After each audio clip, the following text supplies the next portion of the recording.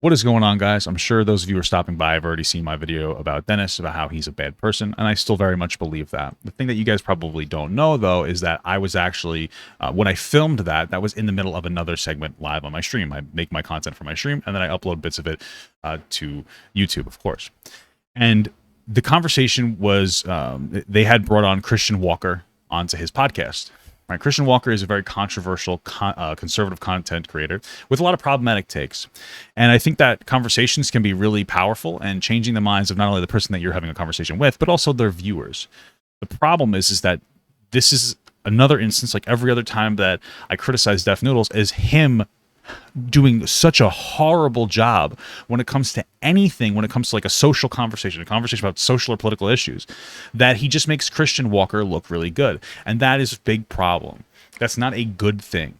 Right now, here's the thing. I'm still educating myself on like a lot of social issues, but I've been doing this for 6 years. I've been educating myself on these issues for 6 years. I've been a content creator for like 2.5 years, but I started in like 2016, like really trying to educate myself, and I'm still learning today. This is not it was a really horrible conversation. So I decided to pick up where I left off stream. And I just wanted to do a little bit of pretext before we went into this. But Def, you can sit here and you can weaponize whatever allegation you want against me. You're just hurting your own career. But you need to stop having conversations about these things because you are not intelligent on them. And that's not even the biggest problem. The biggest problem is you don't want to be intelligent on them. You have made zero progress in educating yourself on anything. You came into the conversation asking the questions, and yet somehow Christian Walker was still more prepared to answer them than you were. That doesn't make any sense. You know how Steven Crowder will go to a group of kids and he'll be like, "Oh, change my mind about some kind of like a controversial topic," and even though he's wrong almost every single time, he still comes out looking good. It's because he is able to prepare all his talking points and what he's talking about before he sits down with kids that don't have any time to prepare. You somehow engaged in that with Christian Walker, and yet he was more educated on these topics than you. And he's not even educated on the topics. He just has better talking points. And you got rolled in this debate. So I'm making this so that I can hopefully undo the damage of this. But the reality is nobody's going to watch your fucking podcast anyway. So my advice to you is stick to things that don't matter. Like if James Charles took a poop today, because you are almost qualified to talk about those things. But when it comes to serious social issues, you are having a negative impact on everything that you touch. So you stop. That's my advice to you. I saw a tweet last night as I was beefing with Noodles, Dennis. And he had said, "We have a crazy guest on for tomorrow. It's going to be crazy. Woo." And I was like, okay. Because you know why I saw it? Because somebody tagged me in it. It's like, "Is it going to be Papa Gut?" And I was like, well... It certainly isn't. I would do it, but I know that he would be too afraid to have that conversation, even with all his friends around to keep him stabilized. Anyway, after the fact, I can't find that tweet, but it doesn't matter. What I find really weird is this. This was his plug for he went live and he says, addressing the Twitter situation. I feel like this is like weird, and this is like self-destructive behavior to me. So if you are going to sit down with Christian Walker, who's like a pretty big name, why are you tagging addressing the Twitter situation as your plug? So Twitter situation, I'm pretty sure, is mostly with me, and I think a little bit with Nicholas DiOrio. I'm not entirely sure if the Michelin, the tire guy, was aimed at me or Nick. I mean, he called me an incel and then called the tire guy an incel, but then also he's beefing with Nick. He keeps posting this about whatever. Although I'm sure he would call Nick an incel. But so why are you titling your plug, "Hey, we're addressing Twitter"? Why do you feel like Twitter drama? Why is that your pull-in for it? It seems like self-destructive behavior. I don't know. It just seems weird. It seems like a weird plug, but whatever. Let's see what we have to. Let's just watch this. A lot of politics, and I have a podcast. What's your podcast? My podcast is called Uncancelable. We're on hiatus until I move, but when I get to Miami, it's shifting to video, so can't wait. All right. Well, excited for that. So just introduce everybody. This is Tiana. This is Steven. They're all co-hosts with me, and I mean, we're very excited to have you here. I know you're moving, so tell me about your move. You're leaving California. Why are you leaving California? I'm leaving California because I feel like California is not the same as it used to be. The crime, the homelessness situation, the taxes. I'm just exhausted. I'm ready to go somewhere that's a little bit safer and a little bit more normal. So I am relocating to Miami. Let's see. Christian Walker age. mean, those things might be true. Wow, that's certainly not Christian Walker. What the fuck is this guy? Yeah, okay. Well, he actually is 22. This is just the wrong image of Christian Walker, but he's 22. Okay. I was just weird. I want to see how old he was because he has a rich father, Herschel Walker. So I doubt that he really has felt the taxes. But Miami. Okay. Yeah. So I mean, you're like in the mid move. So I mean, here's a question. I'm mostly interested to see how Dennis pushes this guy, to see like if he presses him on any of his like rhetoric or not. Have about Florida, the whole thing with Ron DeSantis. Love him. You love Ron DeSantis? I am obsessed with him. Okay, he's like extremely homophobic, like to every extent. Yeah, of the I word. disagree. Okay, so yeah, let me know why you disagree. So, I mean, this homophobe crap comes from this bill, the Parental Rights and Education Bill, that just makes sure that teachers aren't talking to kids about anal sex. I don't think that's being homophobic. Well, So, I mean, like if you look into the bill, the biggest problem with that bill is that parents have the right to sue the school directly, like anytime there's a discrepancy, which is going to be a massive like financial burden onto the school district because they're going to have to hire a lawyer on every instance. That's probably the biggest issue. I don't mind some kind of a restriction that prevents teachers from like going too far outside of curriculum, right? Like if a teacher is gay and they have a picture of their gay wife or husband on the table, because teachers put pictures of their husbands and wives and families, and the kid's like, are you gay? And the kid says, yeah, I'm gay. I don't really care about that. I'm not really sure how loaded the language of that bill is, but okay. Can you name an example of a kid? I really just haven't looked into Ron DeSantis too much to know the specifics of it. A teacher who like talked about anal sex with kids, or why would I need to find an example? Why would you be against that sort of rule to begin with? Well, I don't think I don't think they're actual teachers who are talking about anal sex. So then you wouldn't have a problem with the rule.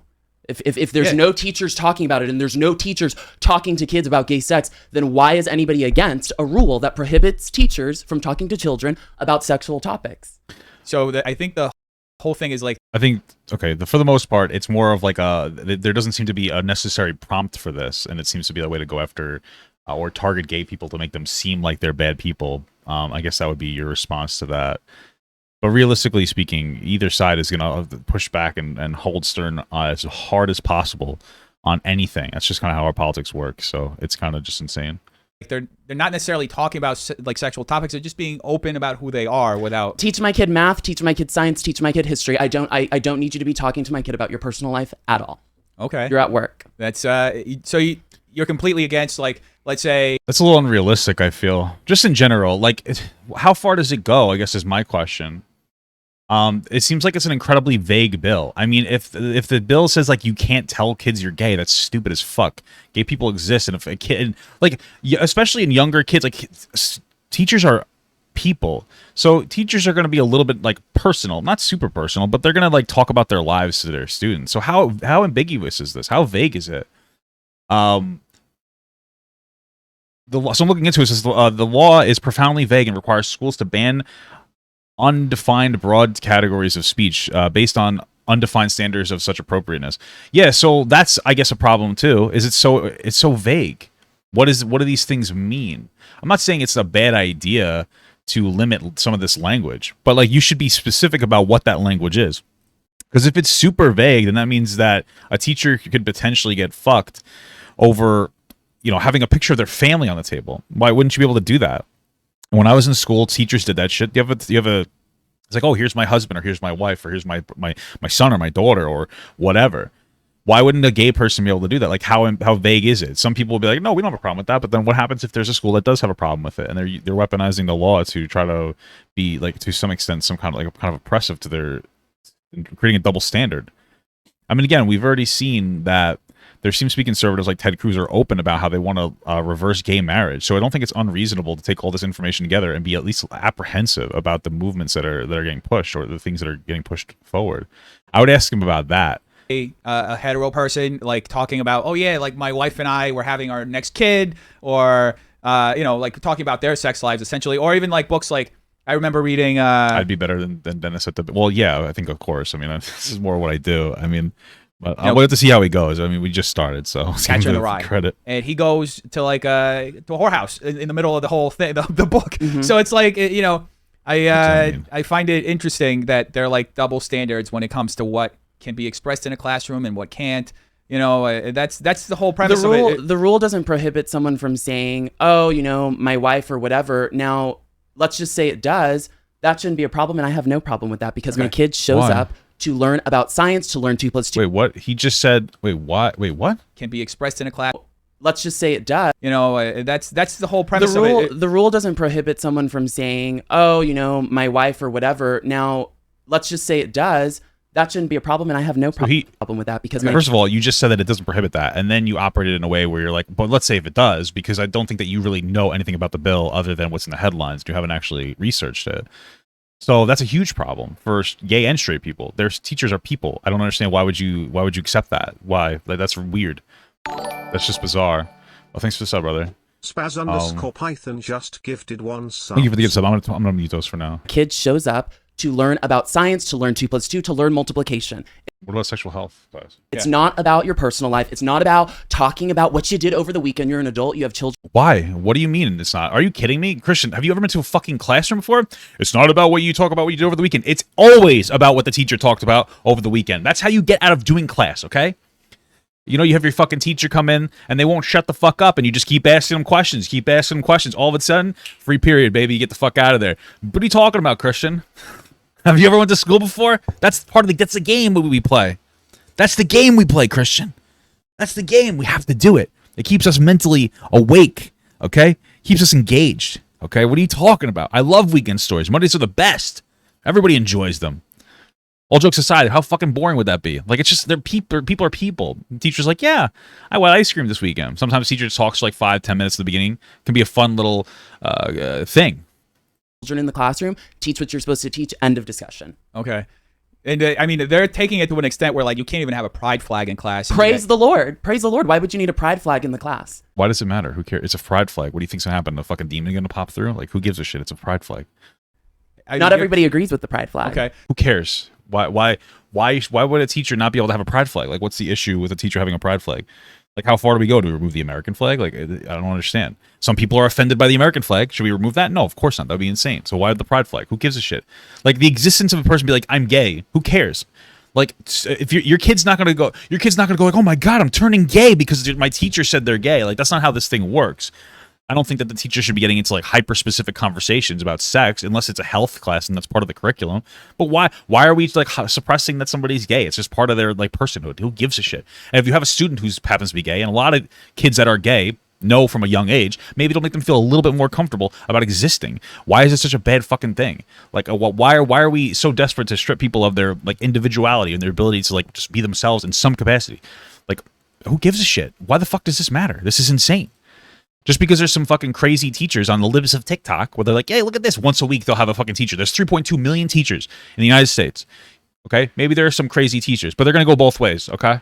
Not every teacher is going, not every gay teacher in any capacity, not every LGBTQ teacher in any capacity is going around like fucking showing, oh, look at me, I'm showing their dick. Like, it's not what's happening at all. It's insane.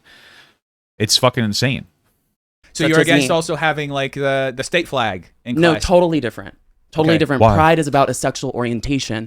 No, not pride isn't necessarily about a sexual orientation. Pride is about pride isn't about a sexual orientation. The reason that pride exists is because of like historical oppression of people that happen to have a specific sexual orientation. It is not inherently sexual. It is inherently fighting against oppression, right? You're like, pride flag. Oh, I'm gay.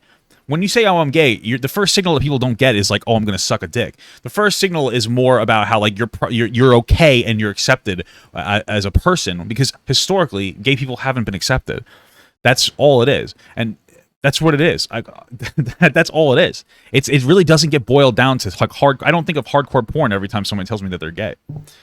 I just think, oh, Jesus. No, I'm just kidding. But it's not the same thing. Which kids should not be introduced, especially if they're in elementary school.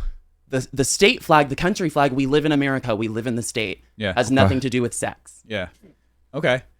I mean, it's like it's just so basic to me. I don't even understand how anyone could. It's just a flag. It's not that deep. Like your teacher being like, sometimes two boys love each other or two girls love each other. That's not that big of a deal. A kid can understand that. They shouldn't get into specifics. But why is that an issue at all? Like, who cares? Agree. Or like in the South, you're about to go to the South. I don't see it much in Miami. I did live in Florida for a while. I lived in Jacksonville. Cool. It's like, yeah. So people call Jacksonville South Georgia. It's very similar, right? Is it in the peninsula? No, Northeast. Oh, cool, Northeast cool. Florida. Oh, cool, yeah, they call it. It's like kind of a joke because it's like very similar to Georgia as far as like how people are or whatever. But it's like you see a lot of Confederate flags, right? And I know of teachers who would fly Confederate flags not only in their homes but also like in the classroom. Does the Parental Rights and Education Bill ban teachers from having a rainbow flag in their home? No. I mean, I'm talking like in their home, but also in class. I've seen it in class. That's fine. So let's make a rule to ban that if you're so against that. But you know it's not going to happen. This is one of those things where you're setting up. You know that the conservatives aren't going to have a rule to ban the loser flag, and that's what it is. It's a flag that you lost in the classroom. They're absolutely not going to do that. You're saying that because you don't really care. But realistically, you know that they're not going to push through any legislation that's like, well, sure, let's just ban the Confederate flag as well and the pride flag. No, you know that's just not going to happen. It's just like a very easy way to like backpedal and be like, well, let's just do that too. But nobody is actually going to advocate or push for that. I mean, they should. That flag shouldn't really exist in general. It's a. I don't know what to tell you. It's a traitor's flag. I really don't know what to tell you. Take the L, guys. You lost. I don't understand. All right, America's about winning. But whatever, man. You express yourself however you want. There's lots of teachers with rainbow flags in Florida right now in their classroom as well. I think my point is I think that people should just be free to express themselves, and I feel like you are free to express yourself, but not at your job. If you're working for a corporation, if you're working for the government, like at a public school, you're a teacher, you don't have the right to just do whatever. You have certain things, certain requirements you have to follow. This isn't a free for all. This isn't for you. Yeah, there are certain requirements that you have to follow, but that doesn't mean that they have to get to a point where somebody would consider them oppressive, right? So I worked for a company. I had to wear a uniform. But that didn't mean that I couldn't wear other stuff like on my uniform. Didn't mean that I was like, if I wanted to wear like a fucking pride pin on my uniform, they couldn't and wouldn't be able to say take that off. That's just not how these things work. There's a level of expression that you're allowed to have, and this is debatable depending on what situation. Since public schools are public schools, we have the ability to have the conversation about that. You to show up and talk about, your life story and, oh my gosh, I just banged this hot guy this weekend. He had a huge penis. No, it's not about that. It's about math. So have you ever? Okay, well, nobody's talking. I guarantee you, no teacher is talking about fucking guys or girls in their classroom. Like that's insane. No, if a fucking teacher is doing that, that's obviously wrong. But teachers are just not doing that. And if they are, it's such a fucking edge case. And I guarantee you, it's not. It wouldn't just be like a gay person. You don't think a fucking straight person would talk about that? Get the fuck out of here. Like that's a problem in general, but that's not a gay specific problem. So if you want to do that, go find a different career in which you're not dealing with children. I also think there's an aspect of the bill that requires teachers to tell the parents if the student comes out as gay or something. And that could potentially be very harmful to the kid, especially in the South. If you have a kid who's like, oh, I'm gay, or you find out that a kid is gay and you have to tell their parents could beat them. Like, why do I need to tell? Like, you shouldn't have to tell the parents about that. That's what it could like actually get them hurt, especially in the fucking South. Like, these are dumb requirements. This is why the people are fighting against this bill. So what the fuck are you talking about? Like, I know that Christian Walker grew up in a really, he was a really privileged fucking person because his dad was rich. But dude, like some people still get hurt coming out as gay. Just because we moved on to like trans rights doesn't mean that gay people have rights or fully have rights, especially in the South, where those are the states that are like, oh, let's overturn like the fucking Supreme Court decisions so that we can fucking individually deny gay people the access to being able to get married, despite the fact that we have very clearly separation of church and state.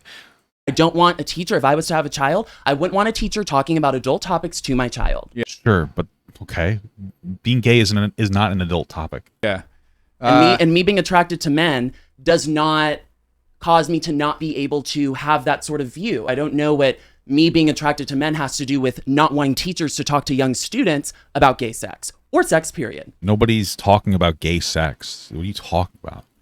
Oh, and there's a huge discussion that it goes beyond just being able to be openly who you are. There's also like books that are getting banned because praise the Lord, there's been a lot of pornographic books banned as well. Yeah.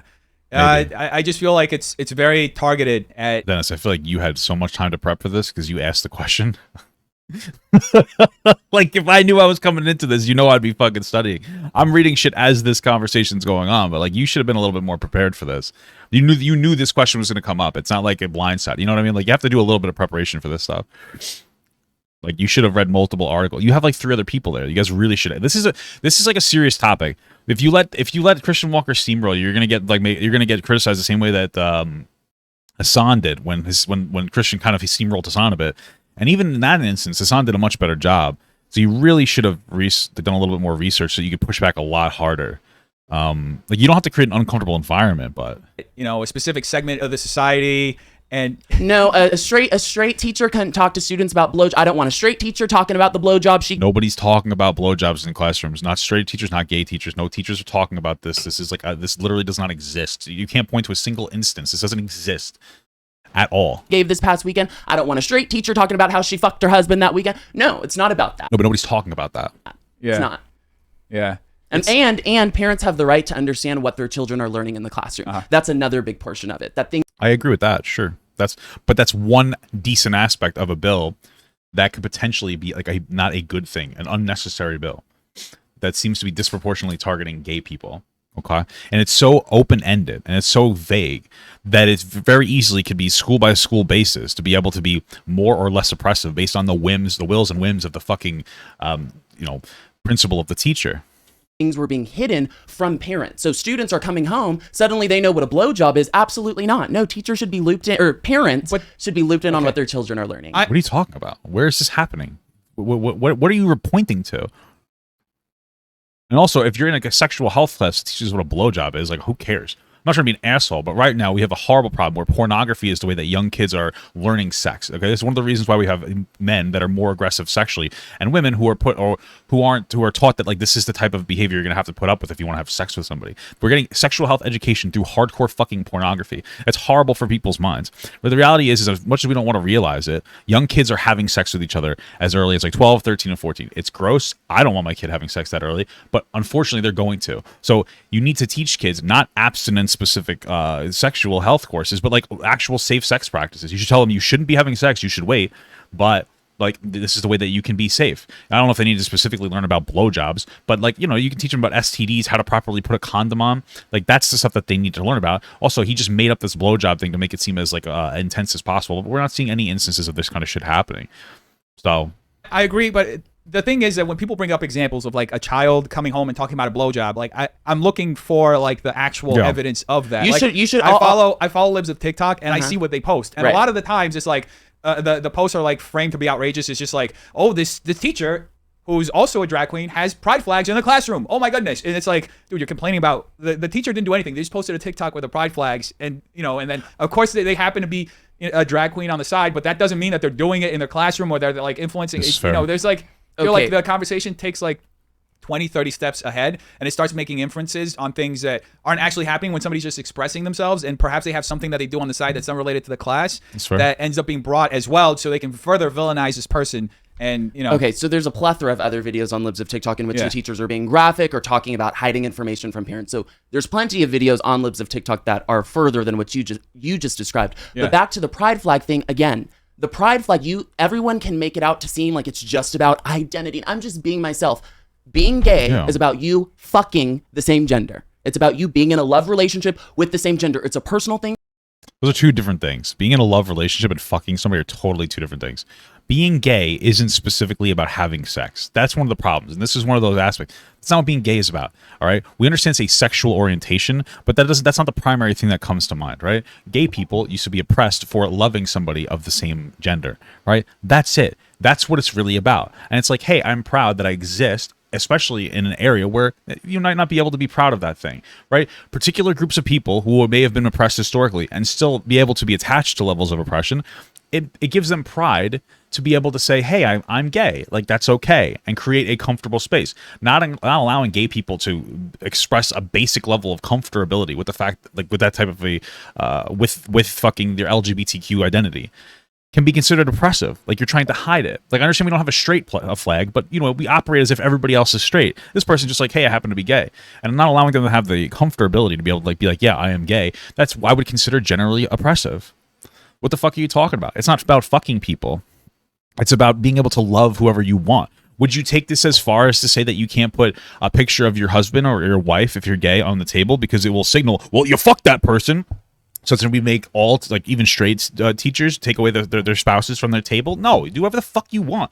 Who gives a shit? You know, the first thing people don't think about isn't about how much hardcore gay sex somebody has when they see the LGBTQ flag. The first thing that people look at is just like, oh, they want to be in love with whoever they want. It's not the first thought. Maybe it is for you because you literally like penis, and that's totally fine. But that's not most people's first thought when they see the pride flag. That is an adult topic. End of discussion. So if a parent doesn't want their kids around that, I don't care if a Californian liberal says, well, no, we should talk to kids about sex. Guess what? This parent in Florida voted for legislators who were going to put through laws that wouldn't allow this. Was going to put through laws that allowed parents to understand what their child was learning in school, that made parents more active in the classroom, and parents don't want that. In Florida. Is that banned in California? No. You want your kid learning about blowjobs? Move to California, move to New York. I love LA. I love the weather. I love so many things about it, but I complained all the time, and people would say, well, just move. And I'd say, well, I can't because of work. I can't. I figured it out. I'm going somewhere that represents my values. If a Floridian doesn't like Florida, get the hell out. Well, you can't just move, especially since Florida's a pretty poor state, generally speaking. I think they're one of the biggest, like, what is it called? They're not donor states. They're like whatever, welfare states, right? We have 10 donor states in the United States where the people in those states pay more in federal taxes than the state gets back in grants. And those 10 states, I believe, are all blue states, like New York, California, Connecticut, New Jersey. Those are like the top 4 right there, right? So it's harder for you to move out of Florida than it is for you to move in Florida, especially when you're fucking rich. This whole idea that just get up and move is probably one of the most entitled, dumb fuck perspectives I've ever heard in my entire life. I'm really tired of people hearing it. Every single time I hear somebody say that, it's somebody with a lot of money. Just shut the fuck up. It's not that easy to just get up and move. I mean, it's insane. And like this whole idea that like people can't disagree with a law, so just move if you disagree, is like just ridiculous. Like they're fighting against that law. They live there. They're saying, I don't like this particular thing, so let's not implement this law. And you're like, well, you should just move. We just should shut the fuck up. Like, why do they have to move? Why can't they fight? Why can't they express their actually like their literal constitutional fucking rights in America to just vote and say and advocate against things? Why is advocation such a bad thing? I don't really understand this idea of just moving is such a like pathetic thing to say to people. Do you feel like California and New York, as a result, because you have the freedom to be yourself openly, is more free than Florida in that sense? No. Work is not free. Like, I don't understand. Like, when you have... When have you ever worked in your life? Like, what do you mean work? What? The job. You're not free to do whatever you want. If you go work for Coca-Cola and you run around the office saying, I blew a big penis this week, I blew a big penis. Do you think... Nobody's saying that. You're specifically saying they should be able to ban the pride flag from fucking schools. That's not the same thing at all. What are you talking about? These are literally not the same things at all. If you're sitting at a work desk in a particular company, you should be able to put up your pride flag. Teachers, their work desks are in front of students. You should be able to put up a pride flag. You should be able to put up a flag, at least pictures of your family. You're advocating against these things because apparently they signal hardcore gay sex. You're being so disingenuous about everything that you're talking about. You're going to be able to keep your job? No, you're not free at work. So no, that's not what freedom is about. I can date a man in Florida. I can date a man in California. Sorry, I can't talk to kids about blowjobs if I'm a teacher in Florida. Okay, so I guess... I feel like we're going in circles right now, and I do have a question that this is so. I don't want to be that guy because I really don't want to just dog on Dennis for everything. But this is just not good. Like you're not pushing back at all, and you came into this you should have had some level of like preparation for this conversation, and you're just letting him just say things that are just complete misrepresentations. It's really not good. Like you need to be able to give some pushback. I understand that you wanted like a more bigger controversial figure on there. I think that's totally fine. But you should be able to at least push back against this. It actually ties back to, so about a week ago or so, you had a whole situation with Kaylani. It also involved pride flags. So tell us about how that went. Because she shared her side later on TikTok, and you shared your side initially. I don't know if you posted something afterwards in response to her. But yeah, tell us based on how she responded to it. Like, why is there on TikTok, a celebrity deathmatch thing just playing in the background? So weird. More details, or what else is happening? You know. I mean, she described it pretty well, except 2 things. She said I was harassing employees, which, if you're familiar with my videos, all of my followers and even haters that watch my Starbucks drive-thru rants, I never harass employees. I make videos screaming in the car, going nuts. I roll the window down, and then I'm beyond polite, and I'm normal. And then I roll the window up, and we start talking politics again. So that specific day, I don't really know what they're referring to. I think I had a meeting, and I was like, okay, let me go get a Starbucks drive-thru video in. I pull into the line. There's my exact car in front of me, and I actually was like, oh my gosh, like my twin car. I start making my video, and I see this woman looking in her like rear view mirror or her mirrors, kind of making faces at me. And at first I thought, oh, there's a passenger in the car. She's talking to them. And then I thought, oh, maybe she like knows who I am and she's like a fan. So I'm making my video, whatever. She keeps making the faces. And then we pull up to the line. She points at my car, this woman who I didn't know who it was, this woman. And I go, oh my gosh, is she about to pay for my drink? Like I'm being such an idiot. I roll the window down and she goes, no, that's that asshole from TikTok, Christian Walker. And the barista puts their neck out of the window, looks at me. I think I rolled the window down then. She said, asshole, Christian Walker from TikTok again, whatever. And then I said, excuse me, you're the asshole. You are the one, make a video. We start going back and forth. That's when I took my phone out. I started videoing her. And that was, you are the one calling me an asshole. No, I can make a video. We start going back and forth. That's when I took my phone out. I started videoing her. And that was the situation. So her saying I was harassing employees and I called her bitch. I said, bitch, get out of the line. I never said, bitch, get out of the line. I said, no, you're the asshole. Gotcha. I have a serious question in relation to that. Like, is this all an act? Are you like actually just like trolling for attention? Is this? Are you an act? I mean, to an extent, everybody presents a public persona, but how much of you are you like to exaggerate? Dennis, I would like you to answer this question, Dennis. How much of you is an act?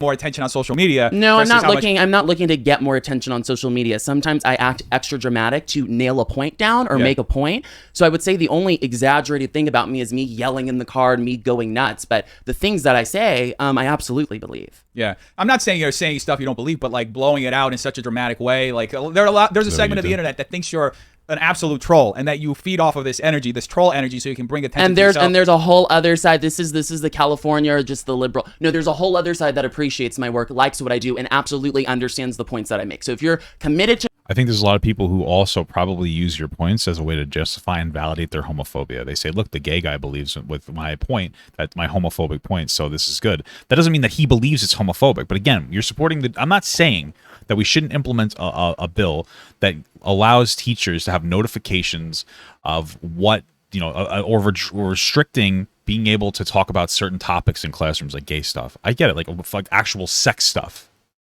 But when the law and the language is so ambiguous that it potentially prevents a teacher from even being able to have a picture of their family because their spouse is a gay same-sex partner, that's a problem. When it doesn't allow you to have like a pride flag up, which is just you expressing you being proud and happy to be able to found inclusivity, because historically that didn't exist in the United States, that's a problem. When it's so ambiguous, where a student might say that they're a gay, and you have to tell their parents, especially in a conservative state where the kid could get hurt by their parents or like physically or emotionally abused, that's a problem. This is the problem with everything that's going on. Like, these parts are issues.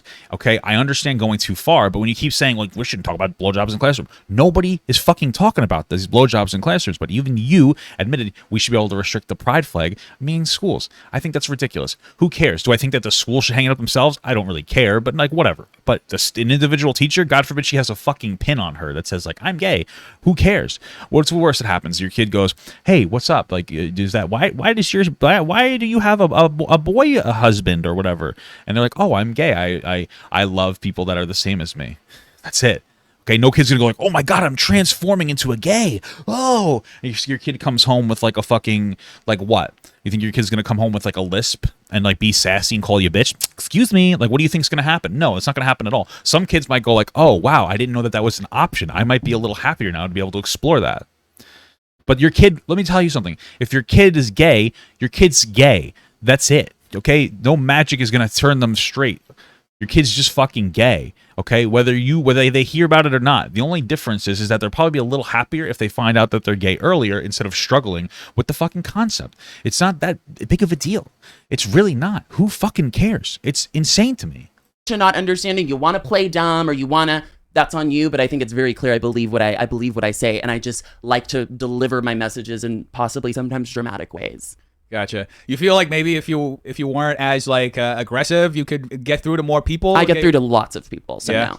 Yeah. You do go viral very often. He doesn't get through to okay, so this is like okay. Often. If you like that, he doesn't get through to anybody. I want you to understand something. Dennis is 100% right. Do you think if you were less hyperbolic, which is basically what he was saying, do you think you get through to more people? Yeah, Christian would. If you were less hyperbolic and a little bit more like a little bit more intelligent about your points, like yeah, for sure, you always get through to more people. But less people will hear you because people love antagonistic bullshit. So The only people that are agreeing with Christian Walker are people who already agreed with Christian Walker. Christian Walker is just affirming people's beliefs. There's nobody that's going in and being like, wow, this really educated me in some capacity. Maybe I should move on to the other side. It's not happening to anybody whatsoever. He's just pandering and speaking to a particular base. A lot of people do this. They have no interest in saying something that like actually has any level of education or any like actual decent point to it. He's just yelling loudly. That's it. Like, that's just the reality. A lot of people do this, but most, not everybody has to try to bring people to the other side, but he's just being like divisive and antagonistic. So he's not changing anybody's mind. He's reaching a lot of people because he's so antagonistic, but he's not changing anybody's minds.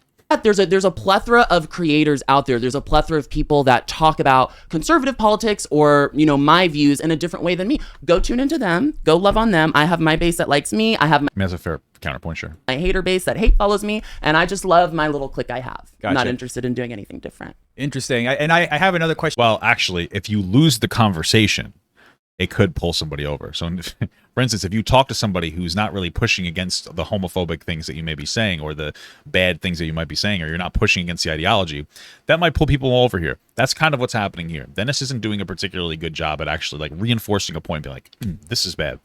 Too, like So some people that are like in the middle, they might be like, oh, well, Christian is saying these things. Dennis doesn't really have a counter to that. So that must mean that they're correct. So, oh, okay, you know what? Maybe Christian Walker's not so bad. Let me go give him let me go give him a follow on Twitter. your dad was just running in Georgia Yes. for was a congressional seat or was it a Senate seat? Senate seat. Senate seat, yeah. For those of you who don't know, his dad's Herschel Walker, very accomplished football player, one of the greats.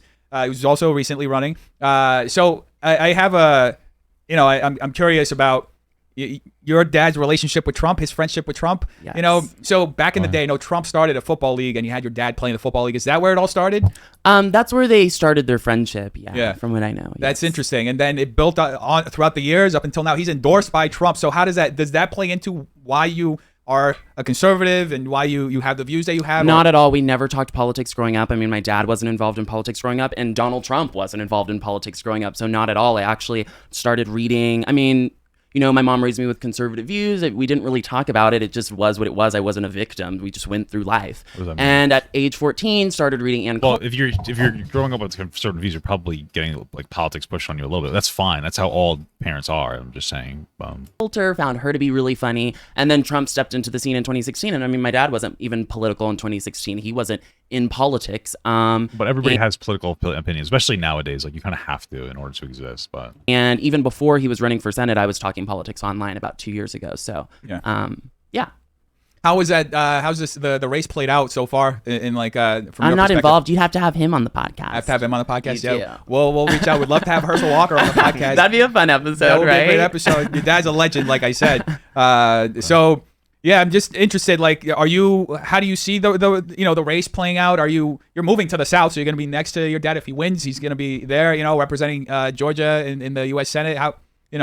How's that? Are you feel like everything's aligning towards your family becoming a politics family? I'm just interested in the work that I do. I'm striving to be very individualistic, and I strive to be my own person. So I guess we're just kind of going to see, analyzing it every day. But, I don't think my dad would say he was running to become some sort of politics family. I don't think that's why he made the decision. I think he has his own reason. So, it is what it is. I just take it one day at a time and just focus on the work that I'm doing. Cool. And I guess feeding off of this conversation about your dad and some things that you've said online, said you made a lot of points about dads, right? 100%. Can you refresh us on them? Men, keep your ding-a-ling in your pants if you a lot of points about dads. That sounds really interesting. Okay. ain't gonna raise your kids. Keep it in your damn pants. Raise your kids. Men, stop banging women and running off and not raising your kids. That's That's a message to Sneeko, by the way. I mean, he's not wrong. You shouldn't be doing that. That's a good idea. Stay home. Create a strong family unit. That's good advice. I'll give him that much. and follow up question. I don't know if you Of see this course. coming. You know what? It's funny, but it's really not funny because are you your parent? Am I the one with a bunch of kids? So But it's how like, do you deal with that situation when your message is one thing, and I'm you not don't on the and you campaign. don't? I know, but you don't appear to have any empathy for anybody who finds themselves in that other situation.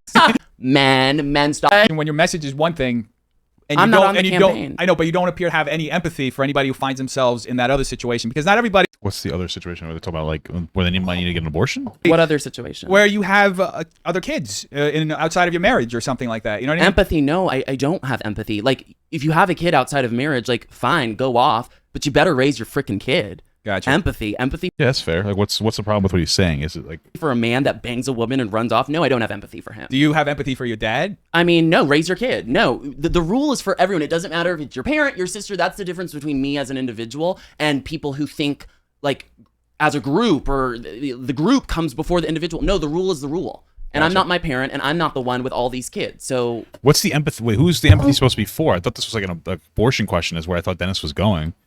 But like, what empathy? Have empathy for the guy who got a girl pregnant? No. Why would you have take care of your fucking kid? What are you talking about? no, I still have my beliefs. They're still the same. Do you have empathy for the children? Of course. Sure. Yeah. I mean, Why would you? what do children have to do with that? Yeah. Or am I my parent?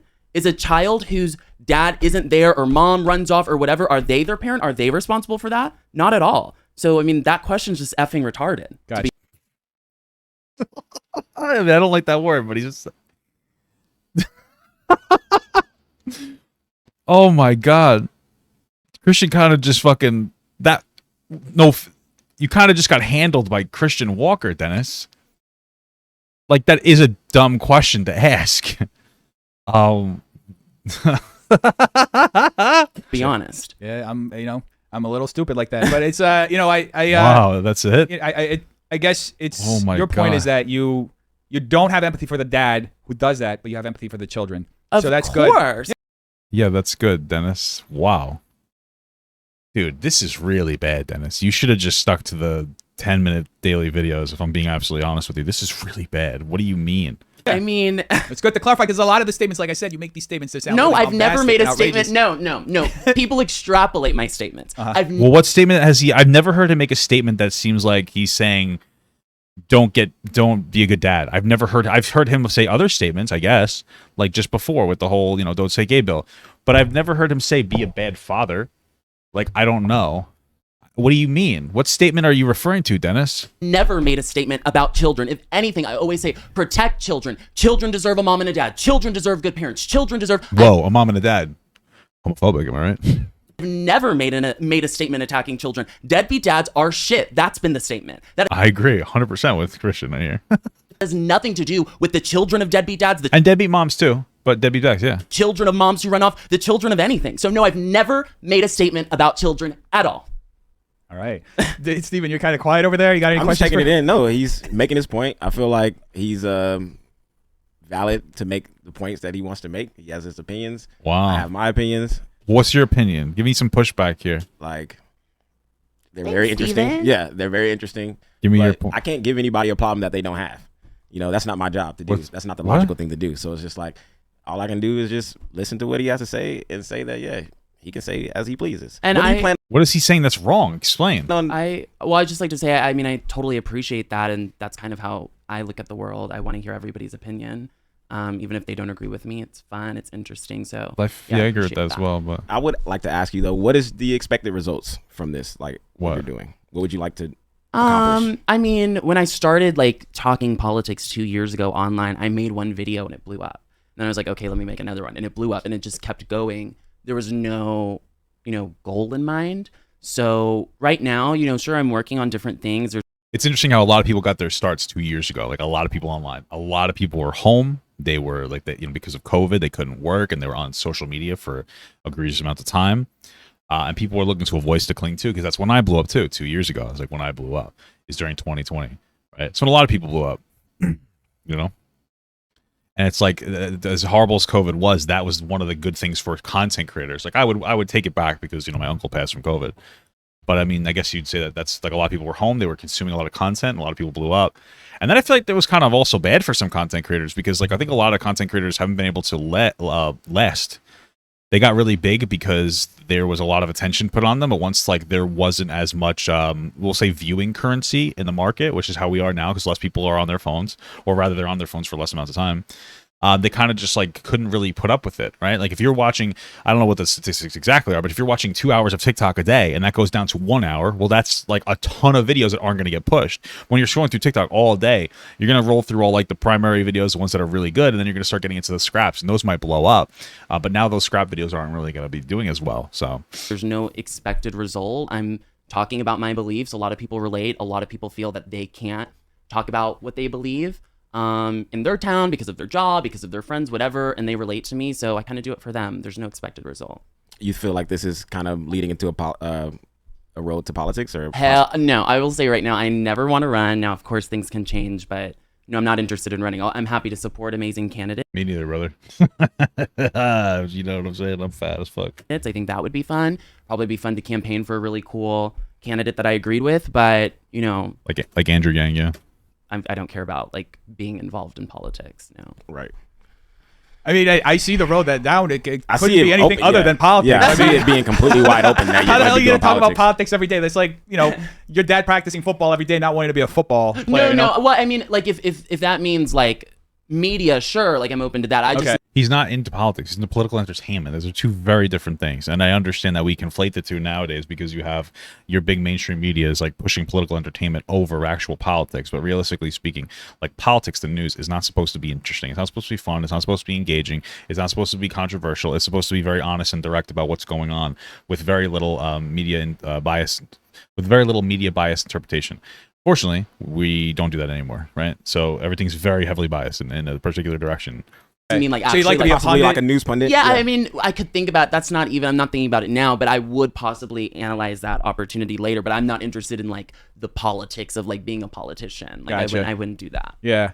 So maybe Fox News in your future? No idea. I'm not even thinking. I actually turned down an offer one time. You turned down an offer? I'm not thinking about it. Fox News is for boomers anyway, so they don't get it.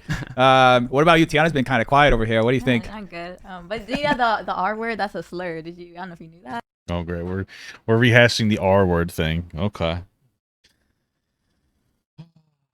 I mean, this so we know, like, I think I've been making the rounds in like some of the commentary community. I've been having conversations about why people shouldn't use that slur. And a lot where I come from, my wife is a behavioral specialist for adults with disabilities, intellectual disabilities. And I really don't like people using that slur because I've talked to people with intellectual disabilities. People that are truly targeted by that slur are people that are generally like higher support, like people that need higher support. They live within group homes. They require a lot of support, which is redundant. I just said that. And they don't like the word talking to people. I would always reference people to watch this Jubilee video on people with Down syndrome, and they hate the word. The reality is that people with intellectual disabilities that are truly offended by the word don't get enough coverage when it comes to like and representation when it comes to anything. They don't really get the coverage. They don't get the representation. And it's something that we should really try to get out of our language. It's a slur like any other word. We just unfortunately don't care enough as a society about the people that it targets. And so it's more commonly used. Now, when you go outside and touch grass, people use it a lot less. But on the internet sphere, it's used far too much, in my opinion.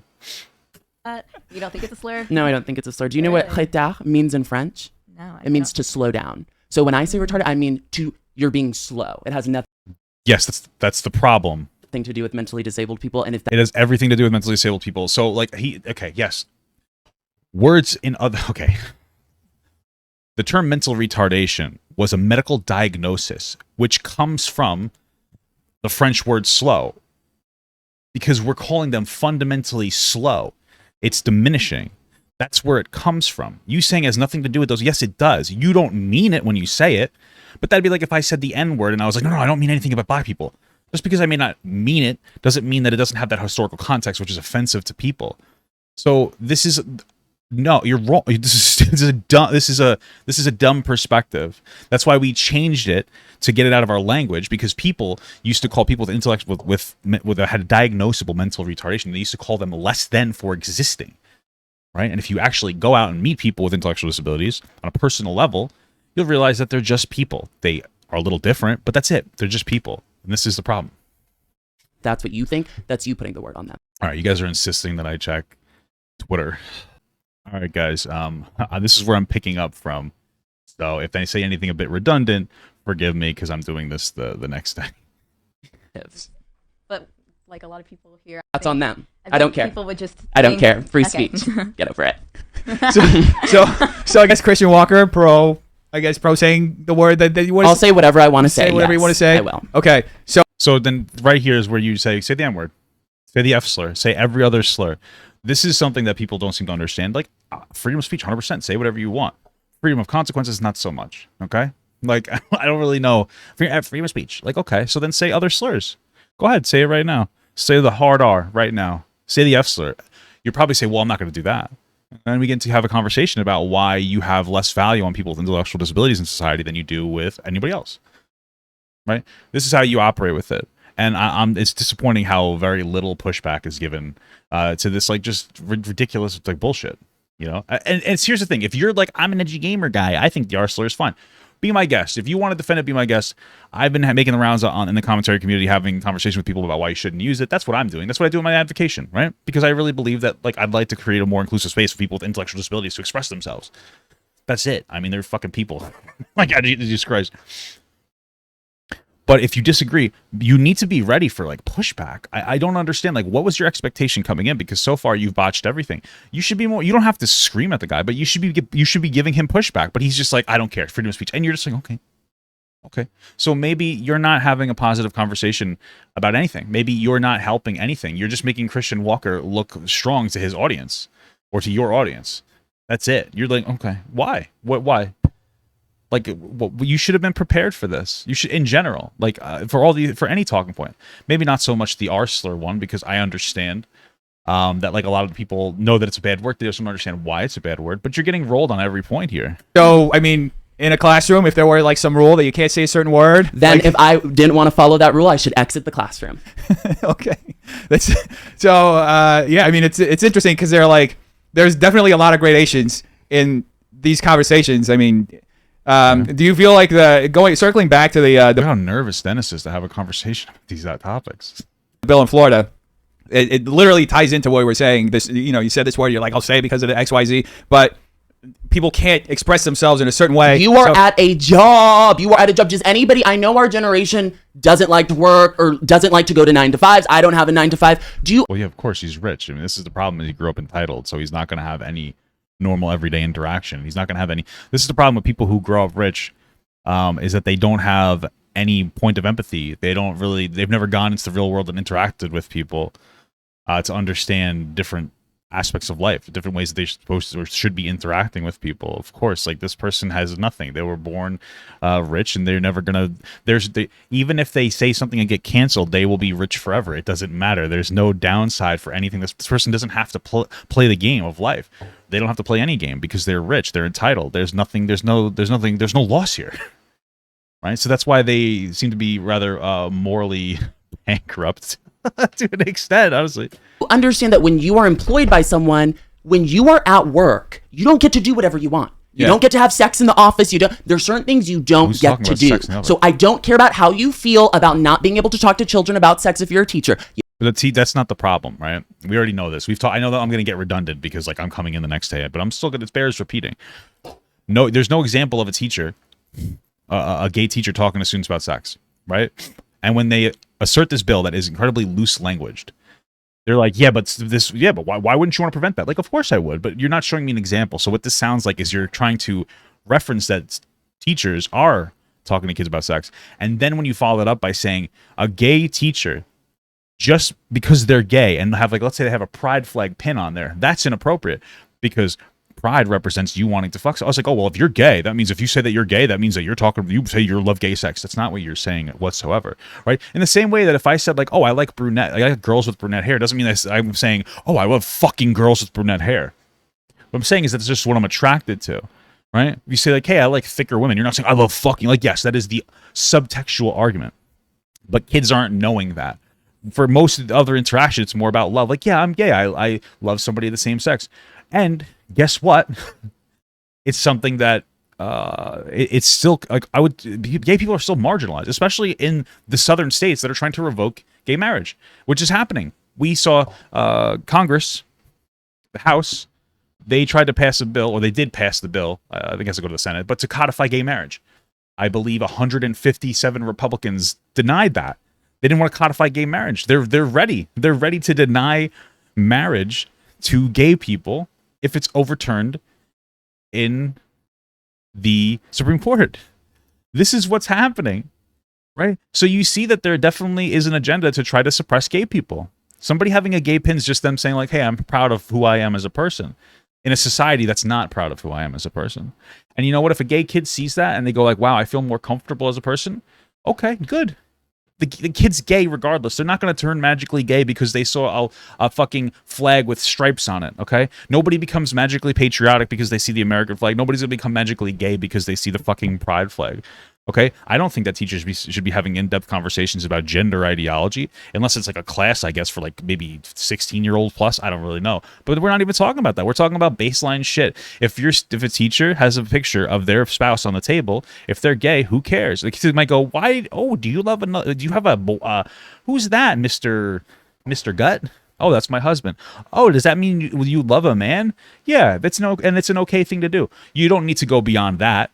Right, but that's it. And additionally, the law, this bill is so loose language that it could require a student, parents being told that their kid's gay, which could be really bad. Let me just personalize this for you, for people out there, because I think a lot of people. Let's just personalize it. Imagine you had a gay kid, right? Right. If you create a comfortable environment for that kid to feel like they can say that they're gay, when they get to that age where they realize it, then they'll tell you first. If you don't create that comfortable environment, they're going to hide it from you because they're afraid of what you're going to do. So if two students are just talking about like, yeah, I think I like boys, all of a sudden you overhear that, now you're legally required to tell the parents, and that could get that kid hurt. Kids have secrets. It's okay for a kid to have some secrets, okay? Now, they shouldn't have massive secrets, but being too overbearing as a parent is just going to push them away and make them like, fill them with anxiety. I don't really know what to tell you. And this is the stuff that should be being said here by Dennis. But I don't think that if I'm being charitable, maybe his heart's in the right place. But we saw today that he's like clickbaiting that one girl. I forget what her name is. I have to go to the thing. And he's having Christian Walker like go on to the show. And it's like, Jenna Marbles. And like clickbaiting with him and being very friendly. I'm not saying you shouldn't be friends with conservatives. But you haven't even like asserted any like strong point about what he's saying is being wrong.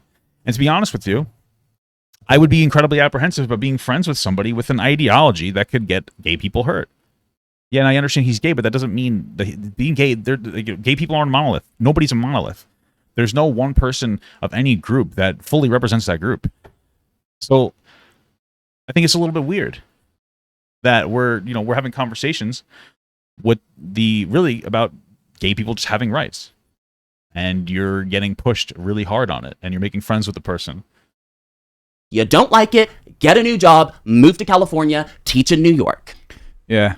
We got some questions in the chat. That's it. Yeah. Folks, drop your questions in the chat. Here's a question that I have based on something I just read. So a few months ago, you went viral because you blame Biden for the gas prices, and you were wearing like a Balenciaga sweater, and people were like, the paradox of like. Great. So I'm really hoping that your next thing that you say is like, did you know that Republicans en masse turned down a bill that would regulate gas prices for your average everyday American, and that it seems like Republicans are more interested in making Biden look as weak as possible than actually helping the American people. That's something that's like you definitely should bring up. That's a great point. Thank you. I really do hope that you bring this up. Right? I think that we need to expose some of this hypocrisy. And I think most people on the ground are just like, yep, that's the political. Isn't that the fucked up thing? I was talking to my mother about this, and I told her that, and I'm like, she's like, yeah, I'm not surprised. This is just the fucking game that we live in. This is the fucking game that we live in. We live in a fucking game where most people are like, yep, that makes sense. And now these people are paying exponentially more for energy prices. And it's fucked up because that's a huge cost. Imagine having to drive to work every day. Like gas prices. Let's say they go up. Like I think the gas right now is like 40%. Let's say you used to pay like $50 a week. Now you're paying $75. Oh, it's only $25 is a lot of money. Like, I don't know what you guys think. If like, it's a lot. It's a lot. It's a lot of money. And it's not just that. Because now truck drivers who are doing transportation back and forth, which is like the lifeblood of our economy, their gas prices are going up 40 or 50% as well. So that increases the cost of everything. So, like, this is incredibly oppressive to American people. That's the reality. And you might be like, oh, we'll blame the Ukraine. Not really, right? We're trying to prevent Russia from rolling over one of our allies. Like, that's a normal thing. But we can monitor our costs. You see these oil companies that are getting massive amounts of money, and what the fuck are we doing about it? What's going on? They're making massive profits. Why? Why are they not feeling the squeeze, but we are? Everyday people are. And I'm not feeling it nearly as much as you are. You're feeling it. You're feeling it. It's fucked up. And you know what else is fucked up? I'm going to go on a tangent because I was watching this. You know, I was watching, but listen, I don't even care anymore. I know this is a little off topic, but to be absolutely honest with you, I have conservative family members that vote. Some of them vote Republican. I respect conservatives. I respect Republicans, at least the ones in my area, at least the ones that I know, because they're not bad people.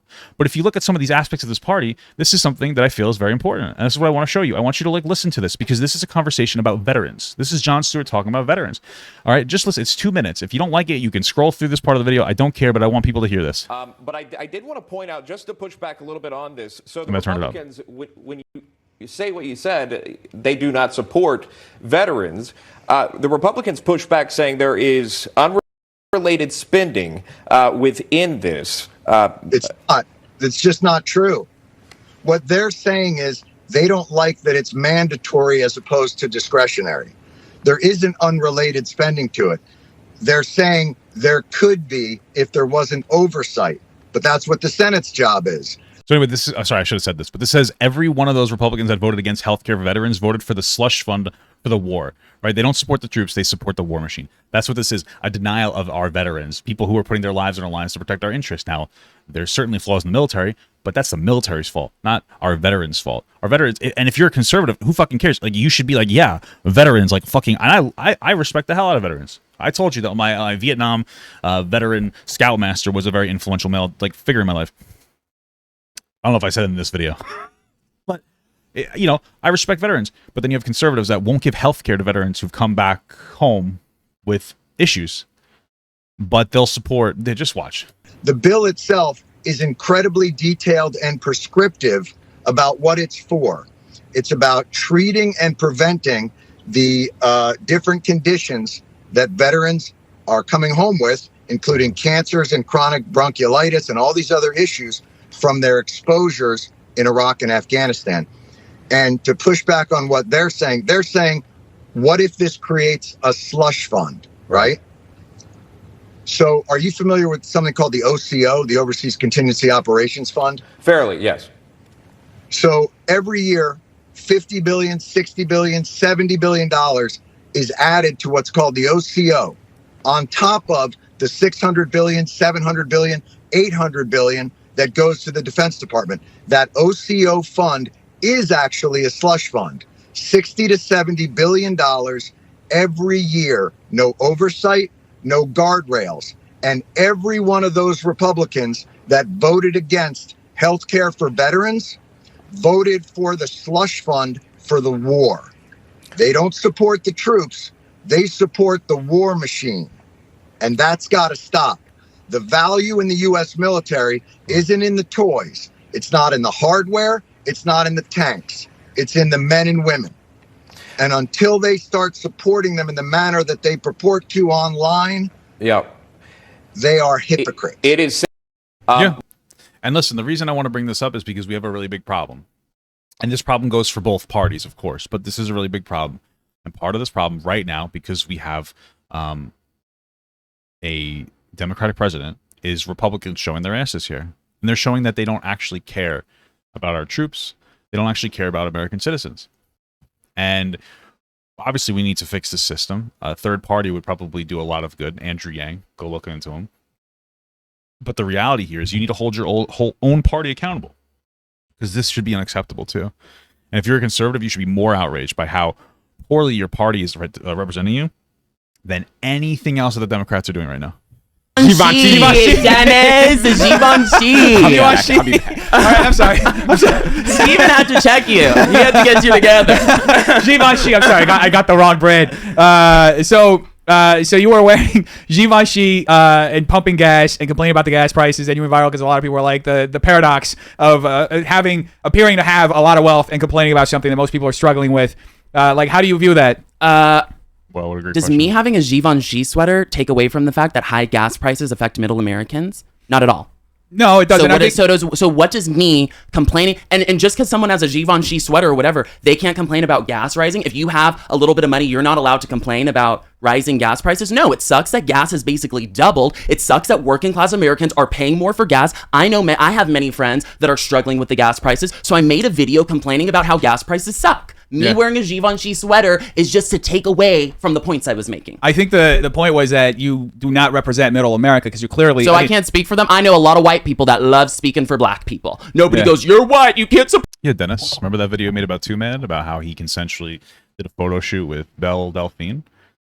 And you said that she was taking advantage of him. You robbed him of his autonomy and his ability to just be a person because he likes Donkey Kong and he wanted to wear the suit. Probably came up with it himself. 2 minutes of content. You didn't even call him by his name. You called him a black guy. He's talking to you. He doesn't know he's talking to you, but you do this. So, by the way, give him actual pushback. Like, no shit. It's a no fucking brainer that more expensive things are bad. Where's the pushback? You asked him this question about this topic. Why are you asking? At this point, you're just giving him like free shots. Boom, boom, boom, boom. And to say whatever he wants with no pushback. What's the point of you doing this interview? If I didn't know any better, it seems like you're just trying to give him as much credibility as possible on your platform. Support BLM, you're what? No, so save that. Save that. I promise if I was a leftist, promise it wouldn't matter what I had. It wouldn't matter if I was in my $5 million house. It wouldn't matter whatever. Everyone would be like, working class kid, come on, support it. So no. And guess what? Gas is affecting leftists and people on the right. Doesn't really matter. I agree. Gas prices suck right now. Somebody asked, do you even really pay for gas? Are you the one? I do. I do. Yeah. How do you make your money? No, none of your business. Okay, I'm sorry. No, I mean, was that your question or that was my question going off of I what actually you just have said. 3 jobs, but I don't disclose what I do. Okay. Wow, sounds legit. Do you make money as an influencer Nope, it has nothing to do with being an influencer. Okay. I have a whole separate business. Interesting. Wow, it sounds like Daddy gave you something for free. Good for you. Sounds like you're a real hardworking American.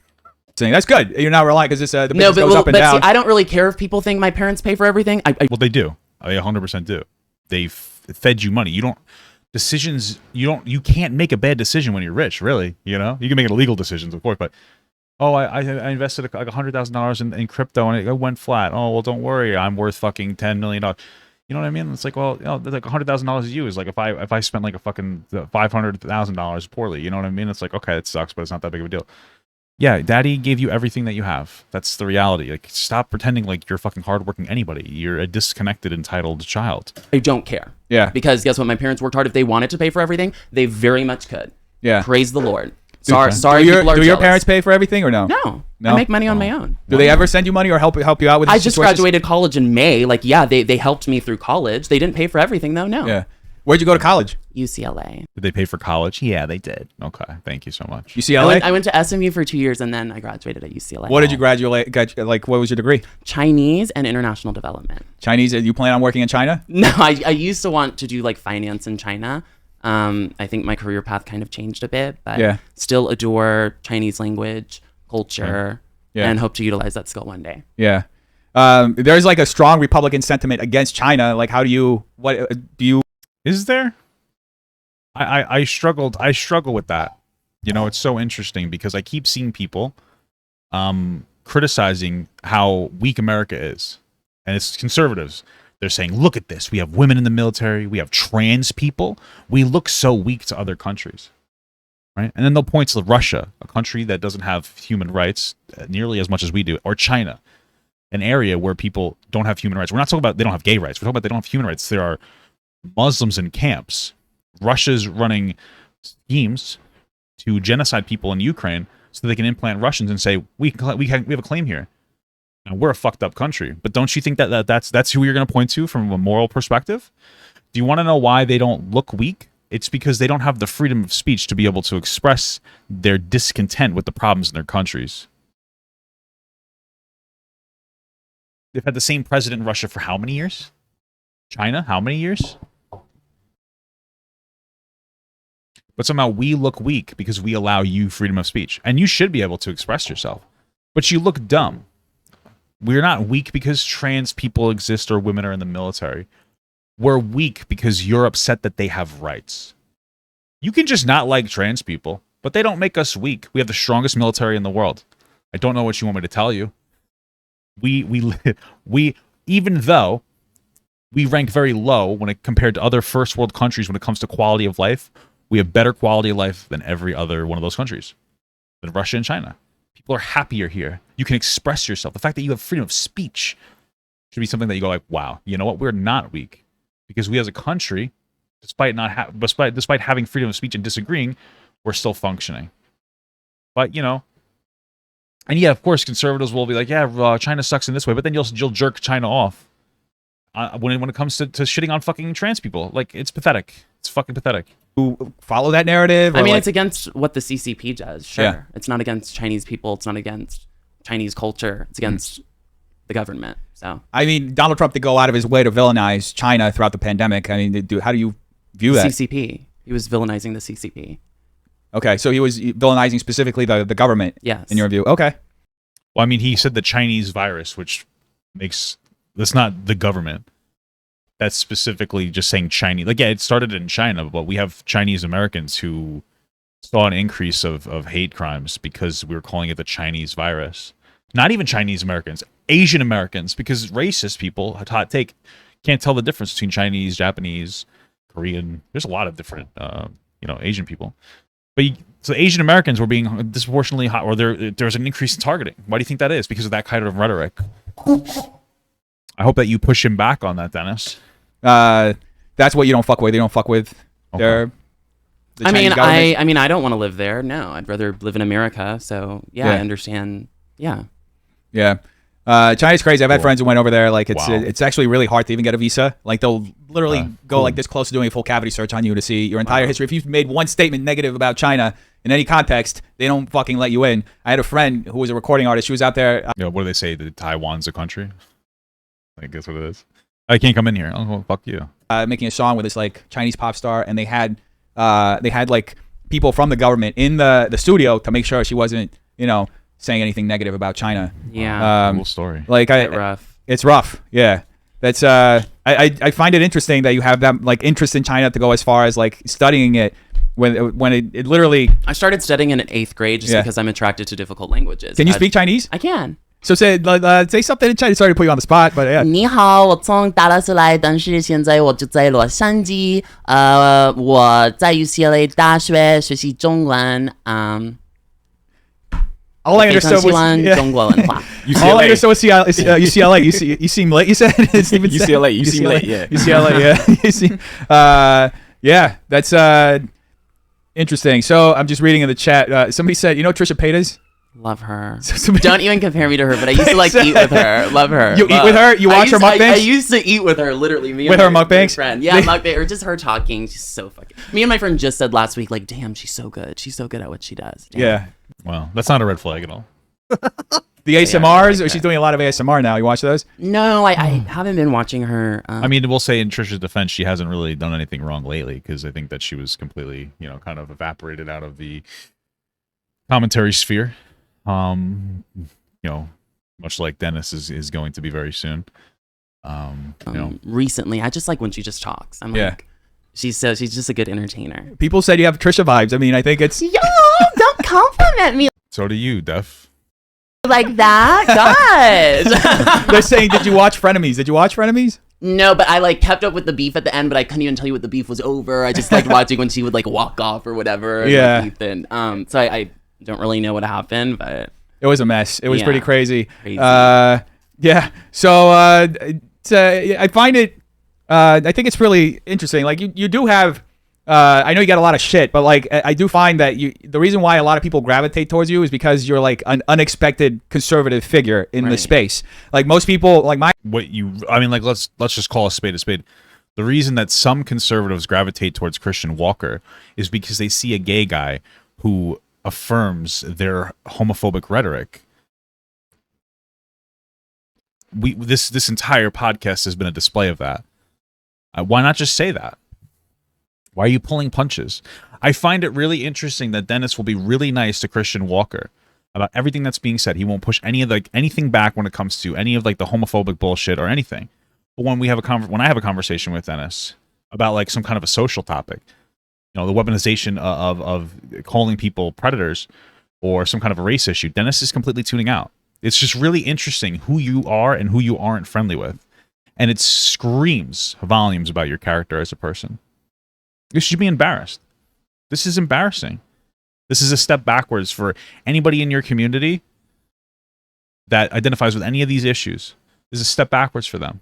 You just don't care because you're like, oh, Christian Walker, big star. I get to have him on my podcast. It's embarrassing. My idea of a conservative, and I grew up outside of America. I grew up in Brazil. That's where I'm originally from. Yeah, I'm from São Paulo. So like, I want to go. I want to learn Brazilian or Brazilian. I just love Brazilian men, so I was thinking Brazilian men, and then I was like, yeah, yeah. So I grew up. That's where I'm from. That's where my family's from. But I see like my idea, even growing up in Brazil, of like American conservatives were like these like really uptight, stiff white dudes, right? With like, I went to Harvard and blah blah blah. Like, right. You know, okay. Right. But you really don't fit. That's why I think for a lot of people you like stand out, and I think you also have this like flair that a lot of like that you have this like really. I don't know if the right word is boisterous, but you have a big personality. Like, did you do theater as a kid? No, I didn't. It's called charisma, Dennis. I imagine I could see why you'd struggle with that word, but it's charisma. I developed he's charismatic. Of course, he's charismatic, right? Charisma isn't necessarily like a positive attribute. Hitler was charismatic. Now, of course, Christian Walker is nowhere near the same as Hitler. But like it's charisma, and it's just the framing of this it's just so incredible for Christian Walker. Oh my god! Actually, but on that note of like you thinking or growing up thinking like conservatives were uptight or whatever, I think a lot of people have thought that, and I think the playing field just opened up a little bit more now. Yeah. And we're seeing people of all different stripes embrace conservative views. Mm-hmm. And yeah. Yeah, I think my idea of conservatives in the past were always like Mitch McConnell type dudes. Like, yeah. Okay. Plus the Republican Party. There's a difference between the Republican Party and conservatives. It's interesting that you'll call Rich Lux part of the alt-right pipeline, but I don't know. You just like, I don't get it. You know what's interesting though, and this is just something that's going to happen. I'm going to explain to you something. For the past 2 years as a content creator, through my ups and downs, the goods and bads, of course, we all will gravitate in different directions. We all make mistakes, and I think that's totally fine. But in my 2 years, I've been very consistently the same across most topics, other than the slight education, or well, not even slight, the education I've gotten on a lot of different issues when it comes to like marginalized groups. Right, sitting down, talking to people, listening to what people have to say, communicating to me, somebody who's never really struggled with an identity, not nearly the same degree, but I've been really consistent about like my view pattern. You know, I'm a moderate progressive. I'm probably a little more left than I give myself credit for. Right, I'm a universal basic income type of a guy. I'm for universal health care. I'd like to keep a private option as a transitional state until we'll see if it works out. But I'm pretty open to these things.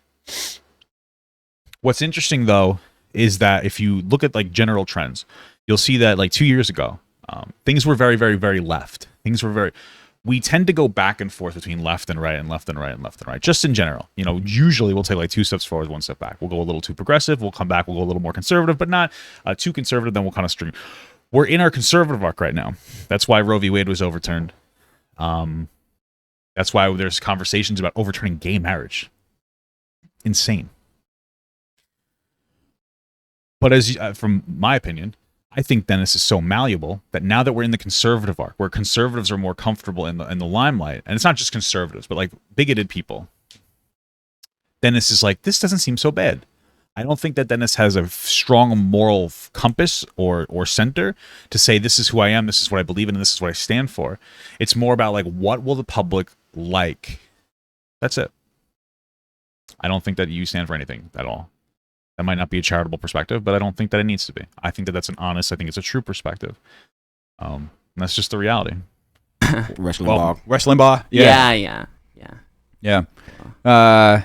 We got any more somebody's contacts? I read contacts, and I almost said, we got anybody else in the chat want to ask him anything else? Somebody's asking if you're wearing colored contacts. I think your eyes are not colored contacts. No. Yeah, that's his natural. Those are his natural eyes, folks. Nice. I really thought they were fake. Where are you from? I'm from LA. Oh, cool. Yeah. So how you doing over there, Christian? You having fun doing this? I'm fun. I think y'all are fun. I wasn't expecting to like come in and do that, but I think y'all are nice. I think conservatives need to be a little bit better. I didn't even know you had we were going to talk politics. I didn't know what we were going to talk about. But you shouldn't have. I mean, it's not Christian's fault, really. It's Dennis's fault. But you should not have talked politics, Dennis, because you have no fucking clue what you're talking about. But I'm always happy to come talk to people who either disagree or think a little bit differently. Yeah. I think that's how we come to common ground. And regardless of whether we agree or not, regardless of whether you like the R word or not, like we can still seek to understand each other and be okay with each other thinking differently. Yeah, I agree. We were talking about this at the beginning of the show. I think it's important to just have conversation with people because you end up seeing that people are just people. They just Do you believe that, Dennis? I don't think that you actually believe that. I think that because Christian's a large content creator, you said I can try to get views from this, which by the way, it didn't work. It just didn't work. Nobody actually is giving a singular fuck about this conversation. And the biggest reason is because, like, you're not saying anything. Like, oh, he's a person. Yeah, no shit, Christian Walker's a person. But his ideology sucks. And it would be totally fine if you actually pushed him on it, but you're not. You're kind of just letting him talk, and it's having a grand old time. But you're still hemorrhaging subscribers. You're still hemorrhaging views, even though you're clickbaiting shit. And, of course, you get more views than me, but, we'll see you next year. But you're clickbaiting the fuck out of your audience with everything. People are responding poorly. Your podcast today, the building. What is happening the here? psychosomatic reaction. You clickbaited Christian Walker. It was a day ago, sure, but like this isn't going to break any of your other views on your videos. You should have stuck to like drama bullshit. There's literally nothing wrong with it. People like to consume fucking bullshit, and you want to know what? I think it's totally fair. People will get out of their jobs working 40 hours a week, 50 hours a week. What's the average American work week? 45 hours. They don't necessarily want to sit down and engage in like complex, nuanced social topics. So you don't have to be that guy. But this transition is embarrassing. This is really bad. I think people don't understand. Like, this is bad. You're assassinating this conversation here. You're ruining everything. And like, you don't believe that conversations with people are productive. You just see a popular person and you're like, wow, it's Christian Walker. Cool stuff. Believe in different things, and at the end of the day, I think the ultimate goal that everybody has is just make shit better. Right. And maybe we just have different routes to get there. And we may disagree on how to get there, but I think at the end of the day, that's what we all want. I mean, 100%. Yeah. Wow, crazy. Anything else you want to ask him, Steven? Do you think, hold on a second. Do you think that this has something to do with Ethan? I know this sounds a little crazy, but look at like Sneeko. Sneeko looks at Andrew Tate and goes, Andrew Tate's popular. Andrew Tate can be controversial, and he'll like say things that are controversial. I'm going to emulate what I think is the success pattern of Andrew Tate. Ethan's also popular. Ethan's also going through a little bit more of like a reform kind of an arc. He's like, yeah, you know what? I feel bad about the frenemies arc. I feel like I went after people I shouldn't have. I should have been more charitable. Next day, what happens here? Dennis has Christian Walker on here. He's running defense for Christian Walker. You think that he's trying to impersonate aspects of Ethan? Then like that's it. He's just like, I want to be just like that guy. I'm going to do everything he's doing rather than have like a perspective of your own. You have developed nothing as a person, as a content creator.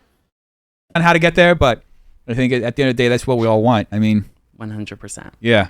Anything else you want to ask him, Steven? You believe in reparations? Steven, I can't meet you there. I'm sorry. Why not? Wait, why not? Nothing to say. I ain't got nothing else to say. Steven, you've been so nice over there. I got nothing else to say. Let's not even go into it. Let's not. Let's not. Why? I like you right now, and I would like you after, but let's not. No, I ain't got nothing to say. Wait, why not? I want to drill down on this. But why not? Why would you, if you believe in reparations, why not make your case to Christian Walker?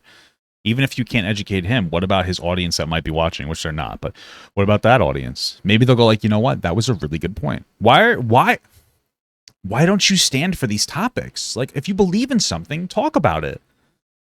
Like, Christian certainly believes in a lot of things that he's expressing, even if I believe that they're wrong. At least he has conviction. But you're just, you know what? Yeah, it's not a big deal. Why? Talk to him about it. Push him on what he thinks. This is your time to have a conversation. If you dunked on Christian Walker here, this could be huge. You could clip that, put it up, make him look ridiculous. But instead, you're like, I don't want to talk about it. So, like, why even kind of bring it up if you don't want to talk about it? Bring it up. Talk about it. What's your problem with reparations? Okay, well, I'm not talking to Steve. I'm talking to you, so don't get mad at me. You can talk to me. I can tell. So here's my take on reparations in America. I think that the most logical way to operate reparations in America is for the government, if we decided to do it, is for the government to give money to, let's say, we'll talk about black people in America, to an organization of well-respected black community leaders, and they can decide what to do with that money within their own community, because a lot of these things are nuanced. And I don't think that money should be going to rich black people.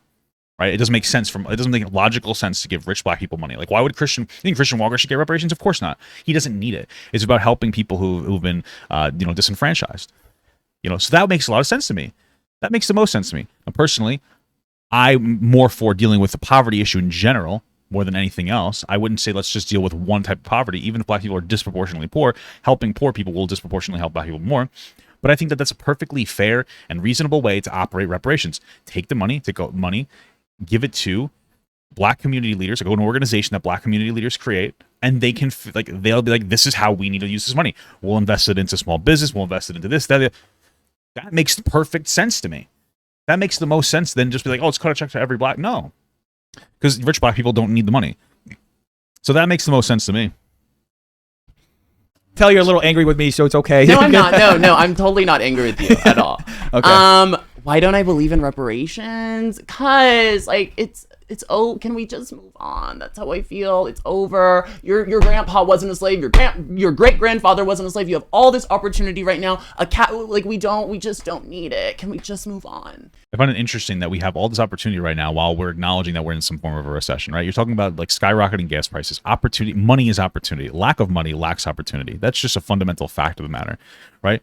The historical impact of systemic racism, slavery, Jim Crow laws, all these redlining, being denied access to opportunity and wealth because of the color of your skin is something that still holds on today. 1965. 1965. What, 55, 60 years ago? My mother is that age. That's when black people weren't considered people in America. And can we just move on? Can we? I think that we would love to. But we can't, because these issues are still prevailing, and they're getting worse because we're seeing massive amounts of wealth inequality. When you say, like, can we just move on? Like, from what? You have this. It seems like you have the same experience with systemic racism that I do, considering I have none. I haven't experienced any of it, and you haven't either. If you had, you wouldn't just be saying, can we just move on? These topics are very complicated. They're very nuanced, and they need to be dealt with. But to just be like, you're just tired of hearing it. That's all it comes down to. People, I don't want to hear it. Well, it needs to be heard. If you want equality of opportunity in America, this needs to be heard. We're having horribly underfunded schools. There are poor areas that don't have access to healthy foods. We also saw Bodega Bro complaining about how he couldn't find like any decent food in the city. It's food deserts. This is what happens. You really just get access to garbage. Has a profound negative impact on your health, which is going to have a negative impact on your mind. Because eating like shit actually does have a negative impact on your mind. It slows you down, makes you more lethargic, makes you less motivated. Can we just stop saying, can we just let this go away? I got no skin in the game because I'm not going to be impacted. I'm a fucking white guy and I do well for myself. But like, can we just stop saying, oh, I'm bored of this? You're bored of what? How do you think people that are actually impacted feel? I'm sure they want to move on too. Do you believe though that there are still things that have been from slavery that have caused people to live under certain conditions today? I think there's a million things that cause people to live under their means. Sure, there are a lot of different factors. Just because you can be oppressed and white, you probably just won't be oppressed because of slavery because you're white, right? But that doesn't mean that if we're acknowledging a disproportionate amount of oppression. If you think black people are equal, which they are, then explain why they're massively disproportionately poor. Oh my God, maybe it has to do with history of slavery and segregation. Like, if you want to deal with these problems and move on, we need to solve our poverty problem. So, and there's a lot of successful blacks. It was just somebody in the chat just mentioned slavery was just 4 generations ago. I mean, Jim Crow was just like. We can do this with every group. We can go to every country, talk about difficult things that happen to a certain people group, talk about good idea. Where they are now. I'm not interested. Well, that's a good idea. Let's go to like Nigeria and talk about how colonization has impacted them. What do you mean? Like you're saying this as a way to brush it off, be like, yeah, every place has a problem. Like, yeah, but there seems to be a disproportionate problem for black people around the world where colonization is still present. Like, I don't like this isn't the nay you think it is. This isn't the brush off you think it is. What are you talking about? Okay, I'm interested in studying slavery, of course, but as far as right now, no, I don't believe you're held back. I just don't. Yeah. Well, you're just objectively wrong. So there you go. I mean, that's just the reality. What are you going to say? Something like, what about other sects of groups who've been giving, proper resources and those atrocities have been made up for? But I think blacks have been given proper, ways to get ahead. I don't. Blacks. It rubs me the wrong way the way he talks about black people. I know he's a black person, but okay. I don't understand. Like even like looking right now, like the opportunities in Hollywood for Black Americans and black people. Period. There are plenty of opportunities for anybody in America who have been given the opportunity of success from a young age. This is the problem: is people don't look at this the right way. Let me give you an example. If you are any person in the United States and you grow up with middle-class parents in a decent school system with access to good resources and job availability, college availability, you will most likely succeed. The disparity between anybody, regardless of your skin color, is if you were raised with enough money, you're probably going to be about the same, right? There might be some social racism factors, of course, but that's not really what we're talking about, is it? We're talking about the areas that are massively disproportionately people of color that have horrible infrastructure. Their parents grow up poor disproportionately because of historical systemic racism. They have bad school systems. They don't have job availability. People are turning to crime. Those people are going to have profoundly less access. Like, yes, we're seeing black people in Hollywood, but what about people who are struggling to get out of like financial hardships? That's where we focus on. Like, I don't understand what people are saying. That's what we need to focus on. Like, it's insane. It's just fucking insane.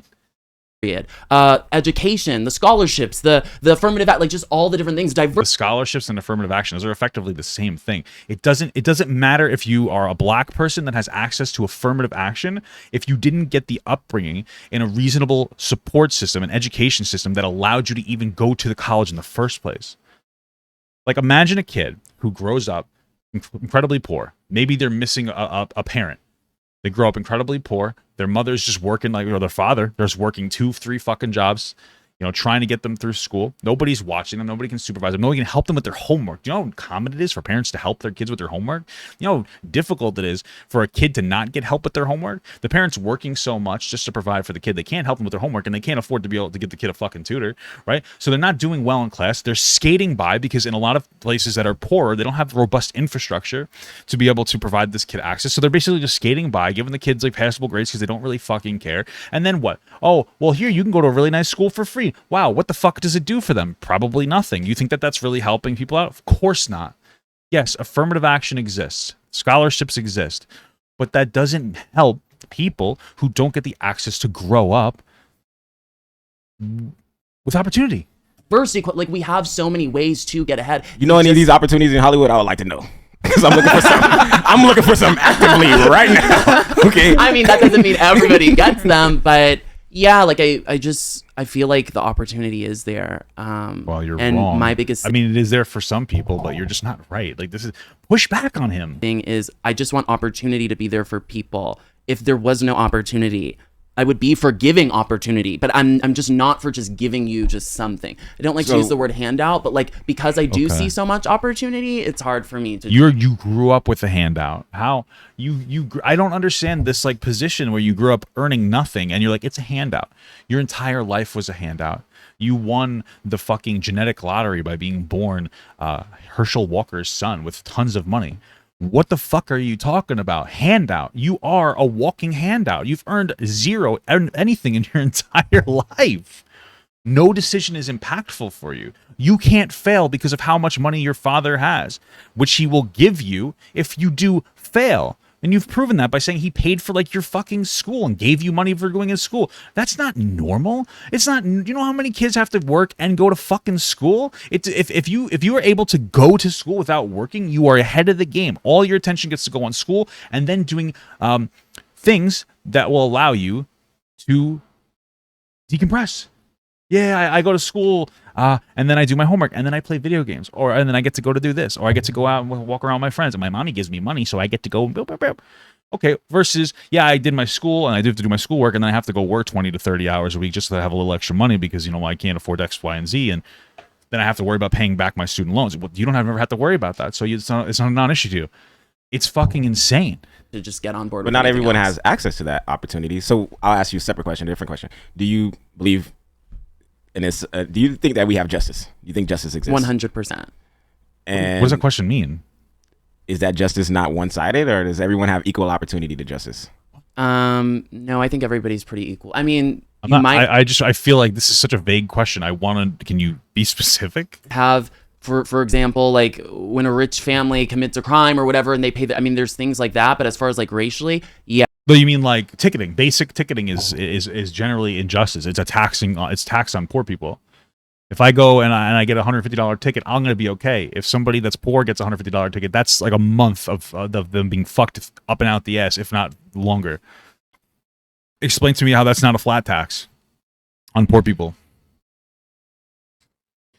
The justice. If you go to jail, it doesn't reform you at all. Going to jail, the sole reason there's two reasons to go to jail. One, to pull you out of society so that you no longer are committing a crime. But two, it should be able to put you back better. If you go to jail and it's basically a time machine where you've sat and faced a wall for however many years, how are you any better off? You're worse off because now you went to jail. There's stigma on it. People are going to be less inclined to hire you. So you're going to go back out and what are you going to do? Oh, probably commit a crime again. That's why the recidivism rate is like 80%, 76%. Right? That's the amount. It's insane. What are you what justice are you talking about? Okay. Yeah, we're pretty equal. Sure. Justice-wise. I think there's a lot of injustice going on. Such as? Particularly, example. I mean, we can just pick any shooting that happens that deals with an unarmed black man and a police officer, or even someone acting as police who is not even an officer who shoots somebody. That's be specific. Give me an example. Injustice. What do you mean? If you're attacking I mean, we can go down this route, but most of the time, I believe the person pretty much was in the wrong to be shot. Yeah, pretty much. Even the man who was in this apartment building eating ice cream when I don't know every individual case. I'm not I don't even know who we're talking about right now, so I can't even educate myself on what exactly he's saying. I don't know every individual. Are we talking about like Breonna Taylor? Because that was completely injustice. That was insane. A guy had a fucking legally obtained gun. They were barging into the door without properly announcing themselves. They didn't have to announce, but their sergeant told them to. Barged in the door. Guy had a legal handgun. Breonna Taylor was killed in the crossfire. Innocent woman that didn't do anything wrong. But of course, we got to run, defense and make sure that the police officers come out well, because police are always in the right. That's why they waited. How long did they wait? While 19 kids and 2 teachers were fucking brutally murdered? Right. We got to make sure we run defense for our fucking police. Are always doing the right thing. It's your job to put your life on the line. Until you need to put your life on the line. I grew up being taught to respect police officers, and I do, but I do a little bit less now, because every single day something's happening, some form of injustice is happening. It's just insane. Case, but it seems as though every time when we wait for this stuff to come out, looks like they were trying to steal the taser from the cop. Looks like they had a gun in the car. Looks like they attacked. It's like, what about the people who have? White people who have blatantly done things on camera, caught in 4K, and there's no harm done to them. Happens to black people too. Happens to. Who are we talking about? Like, be specific. Why are you not pressing hard? You're being so vague that he doesn't have to answer. Hold him to a topic. You're asking him the question. You can push him on anything. Bring up an example and push hard as fuck into him. Why aren't you doing that? To black people too. This idea does. I think it's less likely. And actually, more white people are killed by cops than blacks. Yeah, okay, but it's disproportionately black people are killed more by cops, right? We do proportionality. 60% of the country is white, 15 is black, roughly, right? And black people are disproportionately killed based on their population size. Now, that doesn't necessarily prove anything. Well, it does prove that there are more interactions with black people. You could argue that some of them is police, issues with police, and when it comes to black people, you could argue that part of it has to do with systemic racism, setting up particular people of color to have to turn to a life of crime for lack of access to opportunity. There's a lot of different nuanced factors that we can discuss here, of course, but they still exist. I would love to see that. FBI.gov. I would love to see that. You mind if I pull it up? Please. Pull it up. Okay. This whole conversation reminds me. I don't know if you saw a few years ago. This was it North or South Carolina that the cop shot a black man unarmed. It was after a traffic stop, shot him like 40 times, and then walked up to him and like planted evidence. Yeah, essentially, it was caught on tape because somebody across the street. There's been unarmed black officers who's been shot by people in their own department because they didn't even realize that there was an unarmed they was under. Well, who are we talking about? Because I would just like to hear the case that you're referencing, because it makes it a lot easier to put oh wow, look at that.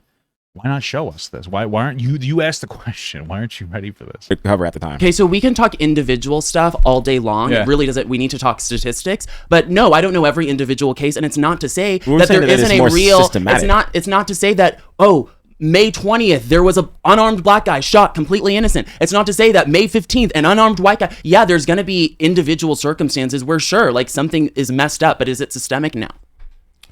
I think it is systemic if white people feel like they can brutalize black bodies with Do you impunity. care about black people who kill blacks all the time do. in Chicago? I do. So what's the issue I with do. the white? More blacks kill black people than whites.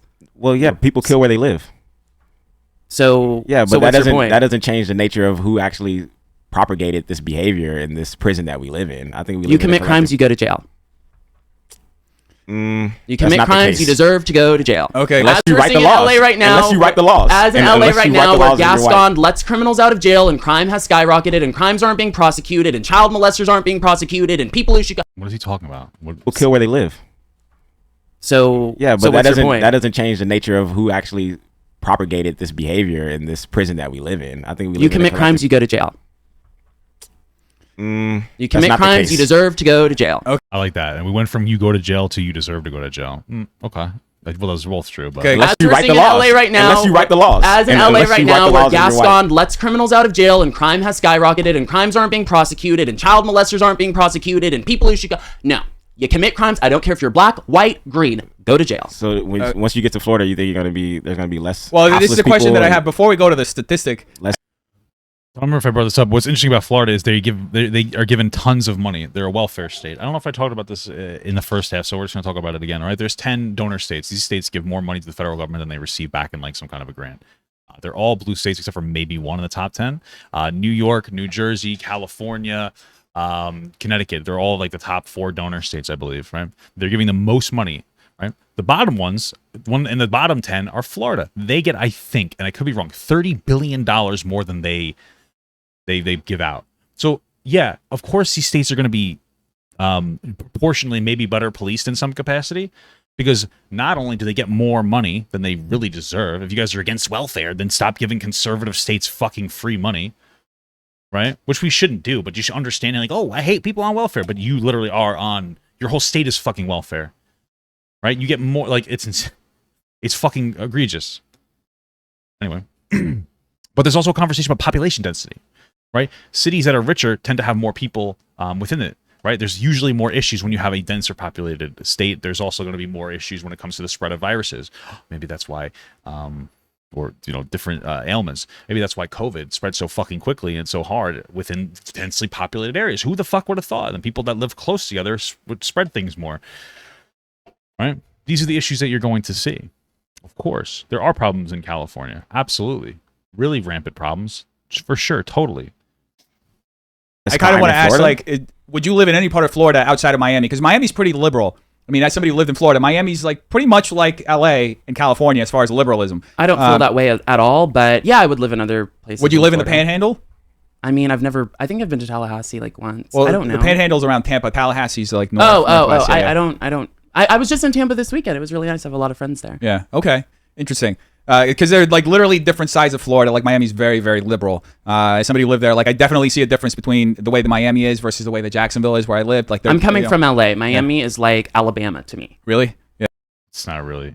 Florida is like a pretty conservative, like, hick state, for lack of a better term. It's very southern, outside of like the areas that are centralized around, like, I guess, party areas like Miami or like Disney areas, right? Yeah. Feels that way. Yeah. Well, all those Cubans, Florida, all those Cubans against the left.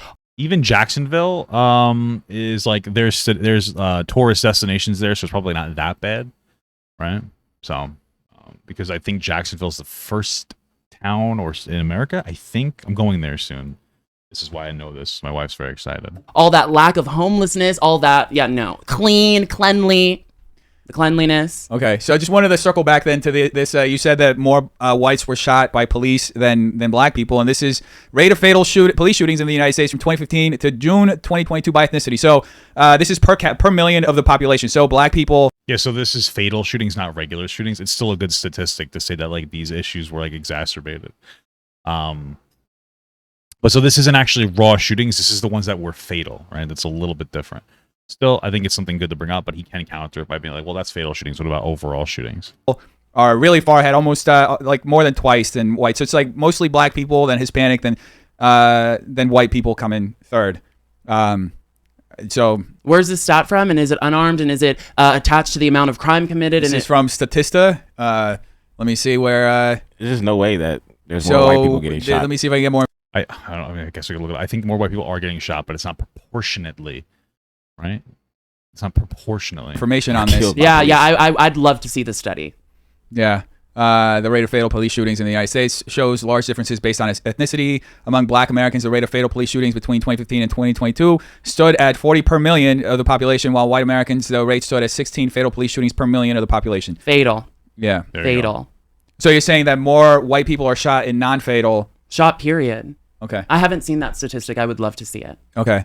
I'm trying to get more information on this study. Yeah, no, I don't. So- I don't want to look at that study. I want to look at a couple of different studies. Do you and have one and I I could- got mine from FBI. So here you go. This is number of people shot to death by. Well, this is shot to death by police. Anyway, it still says there's more white people. Yeah, more white people are shot to death by police. What statistic did they look at?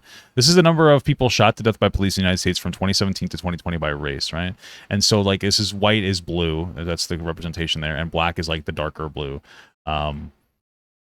Right, so you see that it's disproportionately white. So we look here, it's 450 white, 222 black. So let's say roughly twice the amount of white people are shot dead by police in the United States than black people, right? I don't know what the fuck statistic Dennis was bringing up.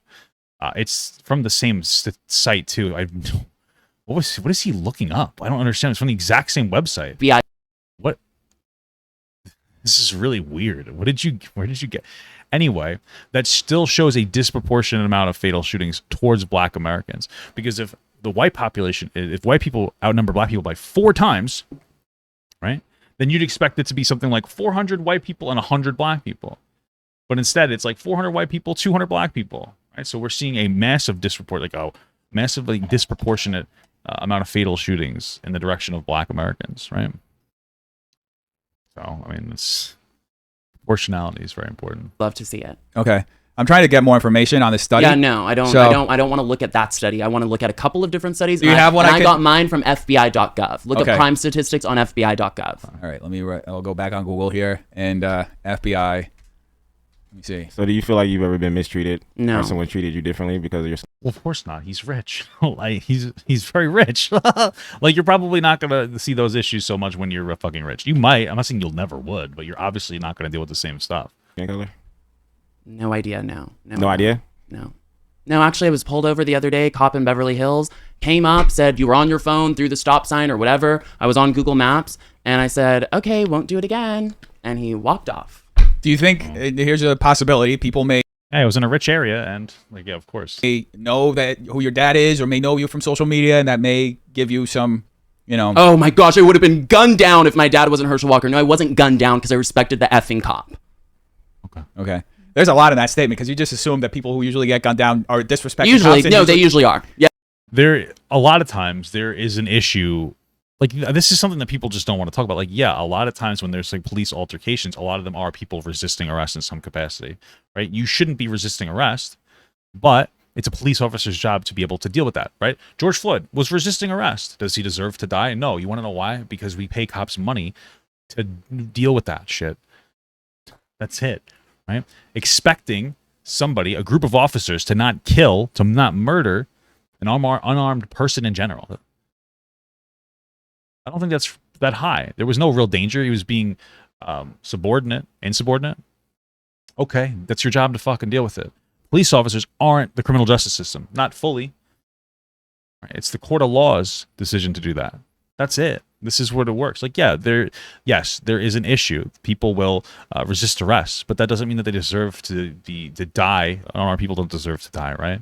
We should understand that. It's also an additional factor to talk about outside of the socioeconomic factor of systemic racism is also the cultural factor of systemic racism.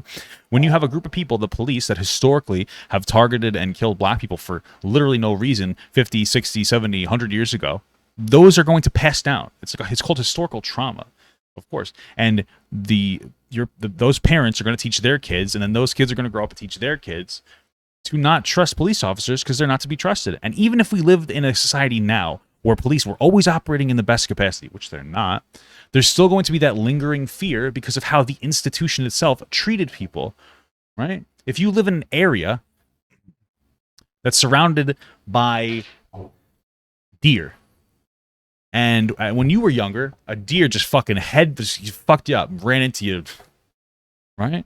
And the same thing happened, especially to you, your grandfather. You'd be like, we gotta get away from these fucking deer.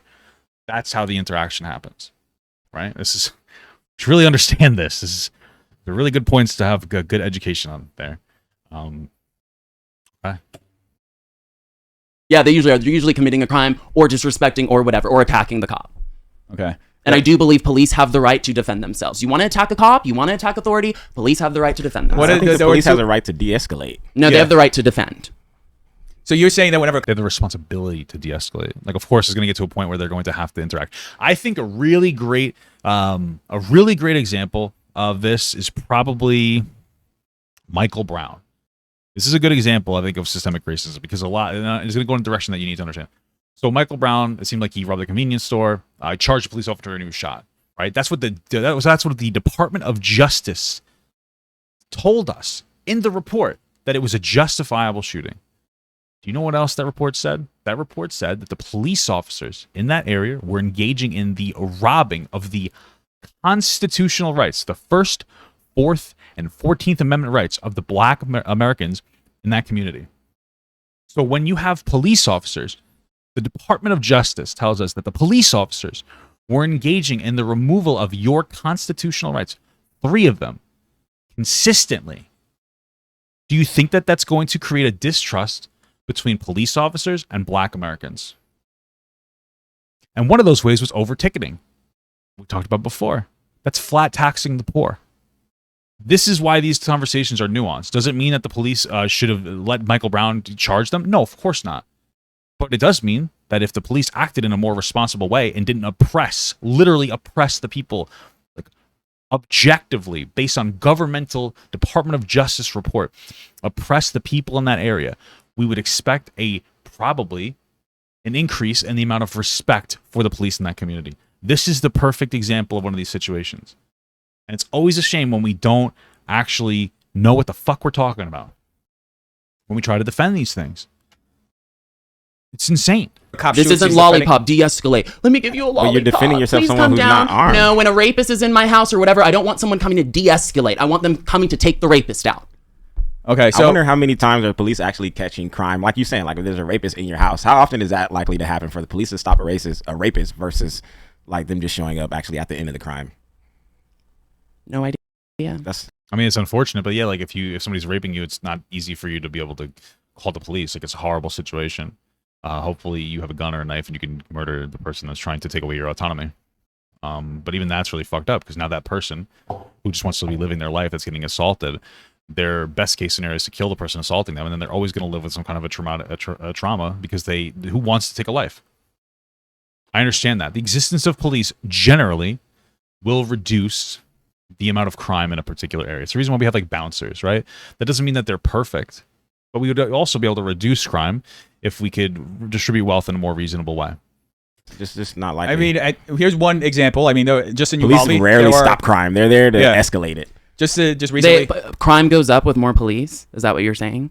I think crime goes up with more harassment from people with weapons. Oh, so people commit crimes because police are harassing them. People go and rob banks. People go and kill people. People go and rape women because. I mean, you could argue part of like a police presence that you don't respect might increase the amount of crime because you might be trying to test the police officers. Generally speaking, if you see an increase in crime when there's a lot more police officers, it's because there's more police officers to catch the particular crime, of course. But again, fundamentally, the institution, our criminal justice institution, is flawed between the police officers, between like wealth disparity, but also between the prison system not actually providing a place for people to get reformed, and it's just like a fucking hole to rot in until you get out, and then you have less opportunity because now you have a fucking criminal record. Police are harassing them?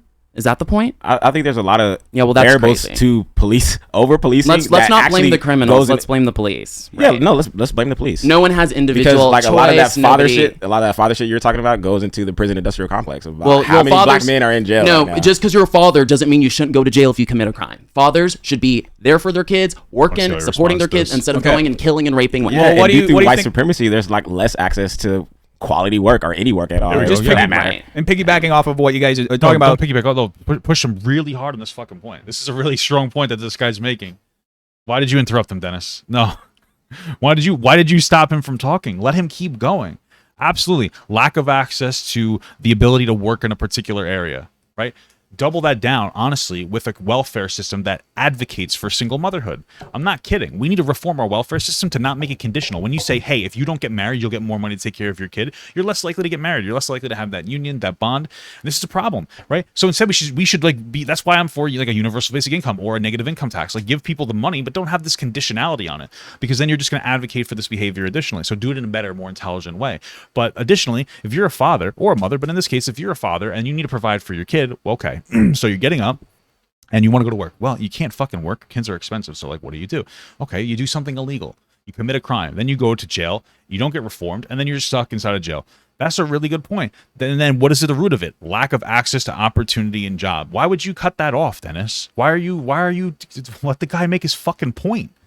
In that case, there are a lot of black people and Hispanic people who end up going to jail for minor offenses. And like just a case that I guess Kim Kardashian just helped release somebody maybe a year ago who was held in prison for literally years because they had a small amount of weed on them. So how does that fit into any sort of justice, right?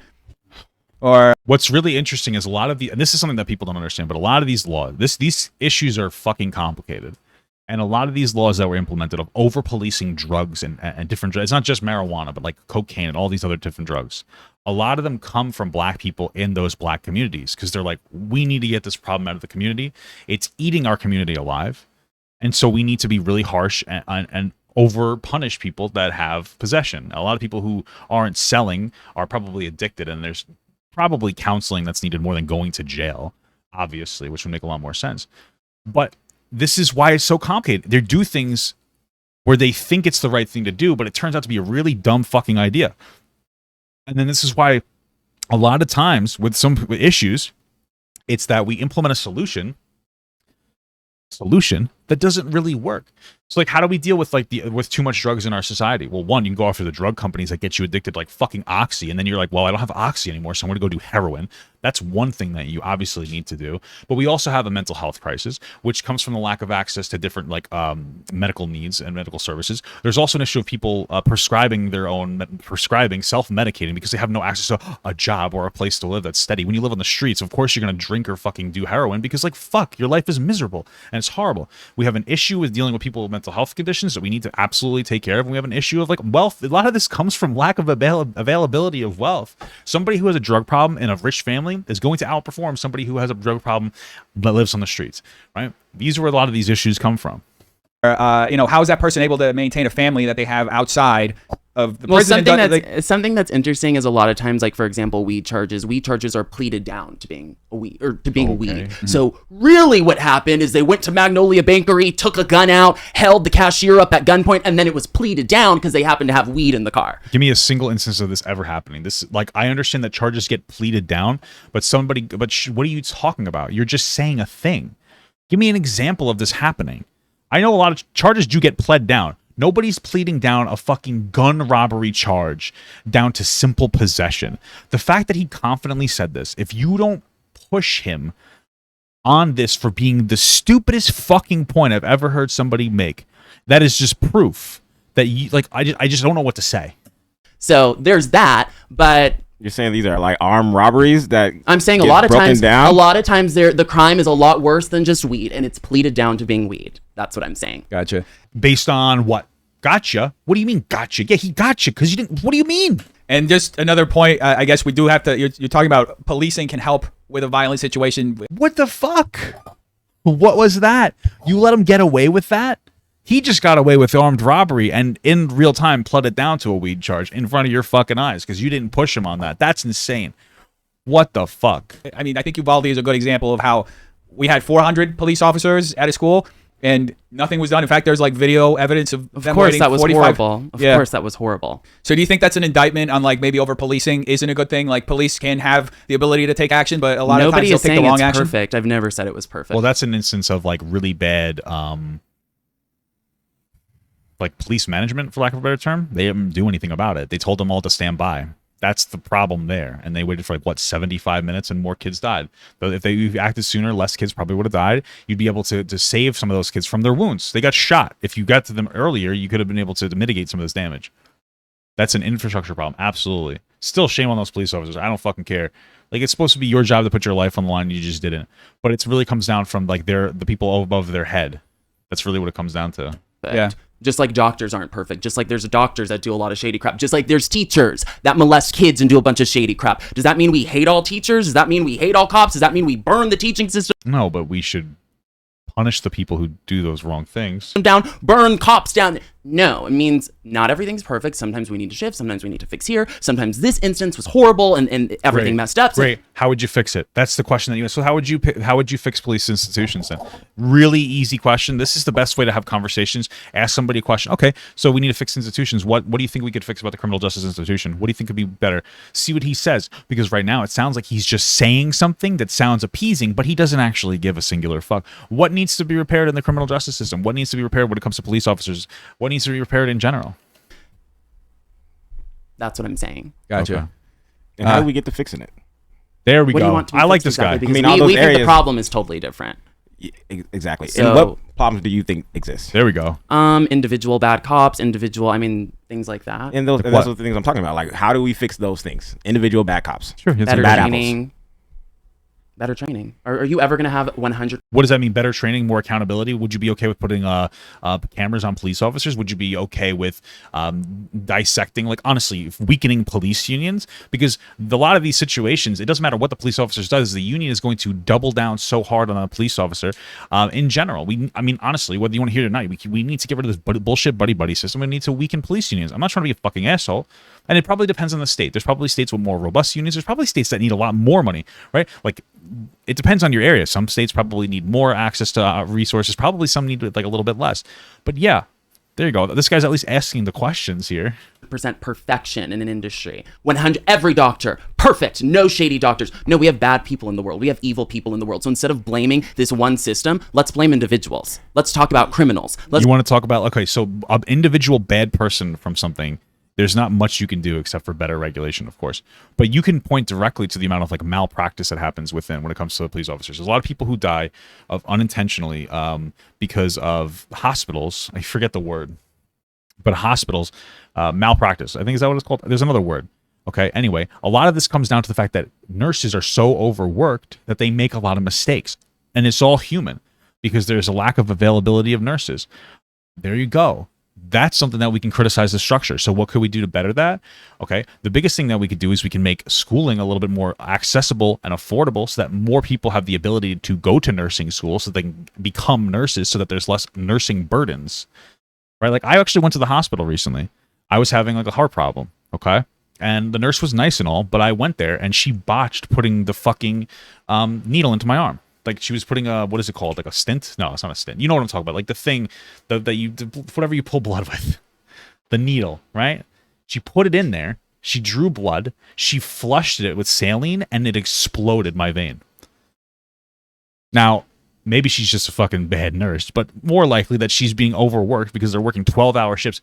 Like, you know, I think they work like 3 days on, 4 days off, and then like 4 days on, 3 days off, something like that. But when you don't really get your days off, what happens? You start to burn out. You make basic mistakes. You start to fuck up. That's what's happening. Let's talk about people who choose to do bad things, regardless of whether they're a criminal or a cop. Let's call those people out. Let's call individuals out instead of blaming a circumstance on this whole group. I don't blame groups for individuals.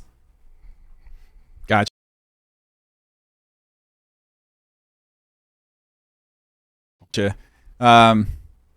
Yeah, this is like definitely, there's a lot to talk about in this conversation. I mean, there's so much. It's unfortunate that you didn't talk about any of it. What time is it, by the way? Because I have to go. 1:10. Okay, 110. so Wow, I think she has to go because she was contributing so much to the conversation. I'll leave. I can go in 5 minutes. 5 minutes. Okay, so I guess we'll start wrapping up. Anything else you want to ask him, Steven? No. Thank Still you for love coming. you, Steven. I love you too. Yeah, I have no. I think like I'm all about spirited debate. So still, I feel like Steven wasn't given the access to be able to actually push on these questions. I'm starting to think now that this is over that this was him not really being able to express himself the way that he wanted to. I was to not pushed Christian Walker away in some capacity, which is bizarre. Well, you're still cool. Thank All you, right. man. Thank you. What about you, Tiana? You got any last questions for Christian? Do you have any first questions for Christian? Not that I can think of. I feel like you covered a lot. I think we got through a lot, Gianna. Yeah. All right. Well, Christian, I appreciate you stopping by. I know you're a very busy person. I appreciate you having a conversation with us. He's in the middle of moving. He's about to move to Florida, to I know Miami, as he said. tomorrow. Yeah, good luck with your move. Thank you. Thanks so much for having me on. Yeah, thank you so much for stopping by. We really Thank you, appreciate it. Anything you want to plug? Anything you got your podcast? Anything else people should look forward to from Christian Walker? Some cool stuff coming. Look for my podcast shifting to video podcast, Uncancelable, and you can always find me on social media at Christian Walker. You got it. What about you, Steven? Anything else you want to plug? Oh no, check me out on Y'all Have to Be Here. We're gonna drop an episode every Monday, and that's about it. What about you, Tiana? Instagram, Tiana Renee. Period. That was, she ended it. Anyway, thank you so much for watching, folks. This is the Def Noodles Show. We talk about the most relevant shit on the internet. I'll see you on Friday. You should have talked about the most relevant shit on the internet, because what you just did was you talked about a slew of social issues, gay issues, black issues, in a way that you got so washed over on that, like, you strengthened, like, you didn't push Christian Walker back on really anything. You barely gave him pushback. He comes out of this looking good. This is a loss for marginalized groups. Thank you so much, Dennis. You did a really great job. Thank you so much for watching, guys, and another special shout out to all my Patreon and Twitch subs. If you'd like to support this channel further than you already have by just watching the video alone, go down to the links below where you can sub on my Patreon, which will allow you to get your name on this beautiful black wall. Or you can go to the Twitch page and you can actually use a free Amazon Prime sub, if you have Amazon Prime, to subscribe. Thank you very much, guys. Take care.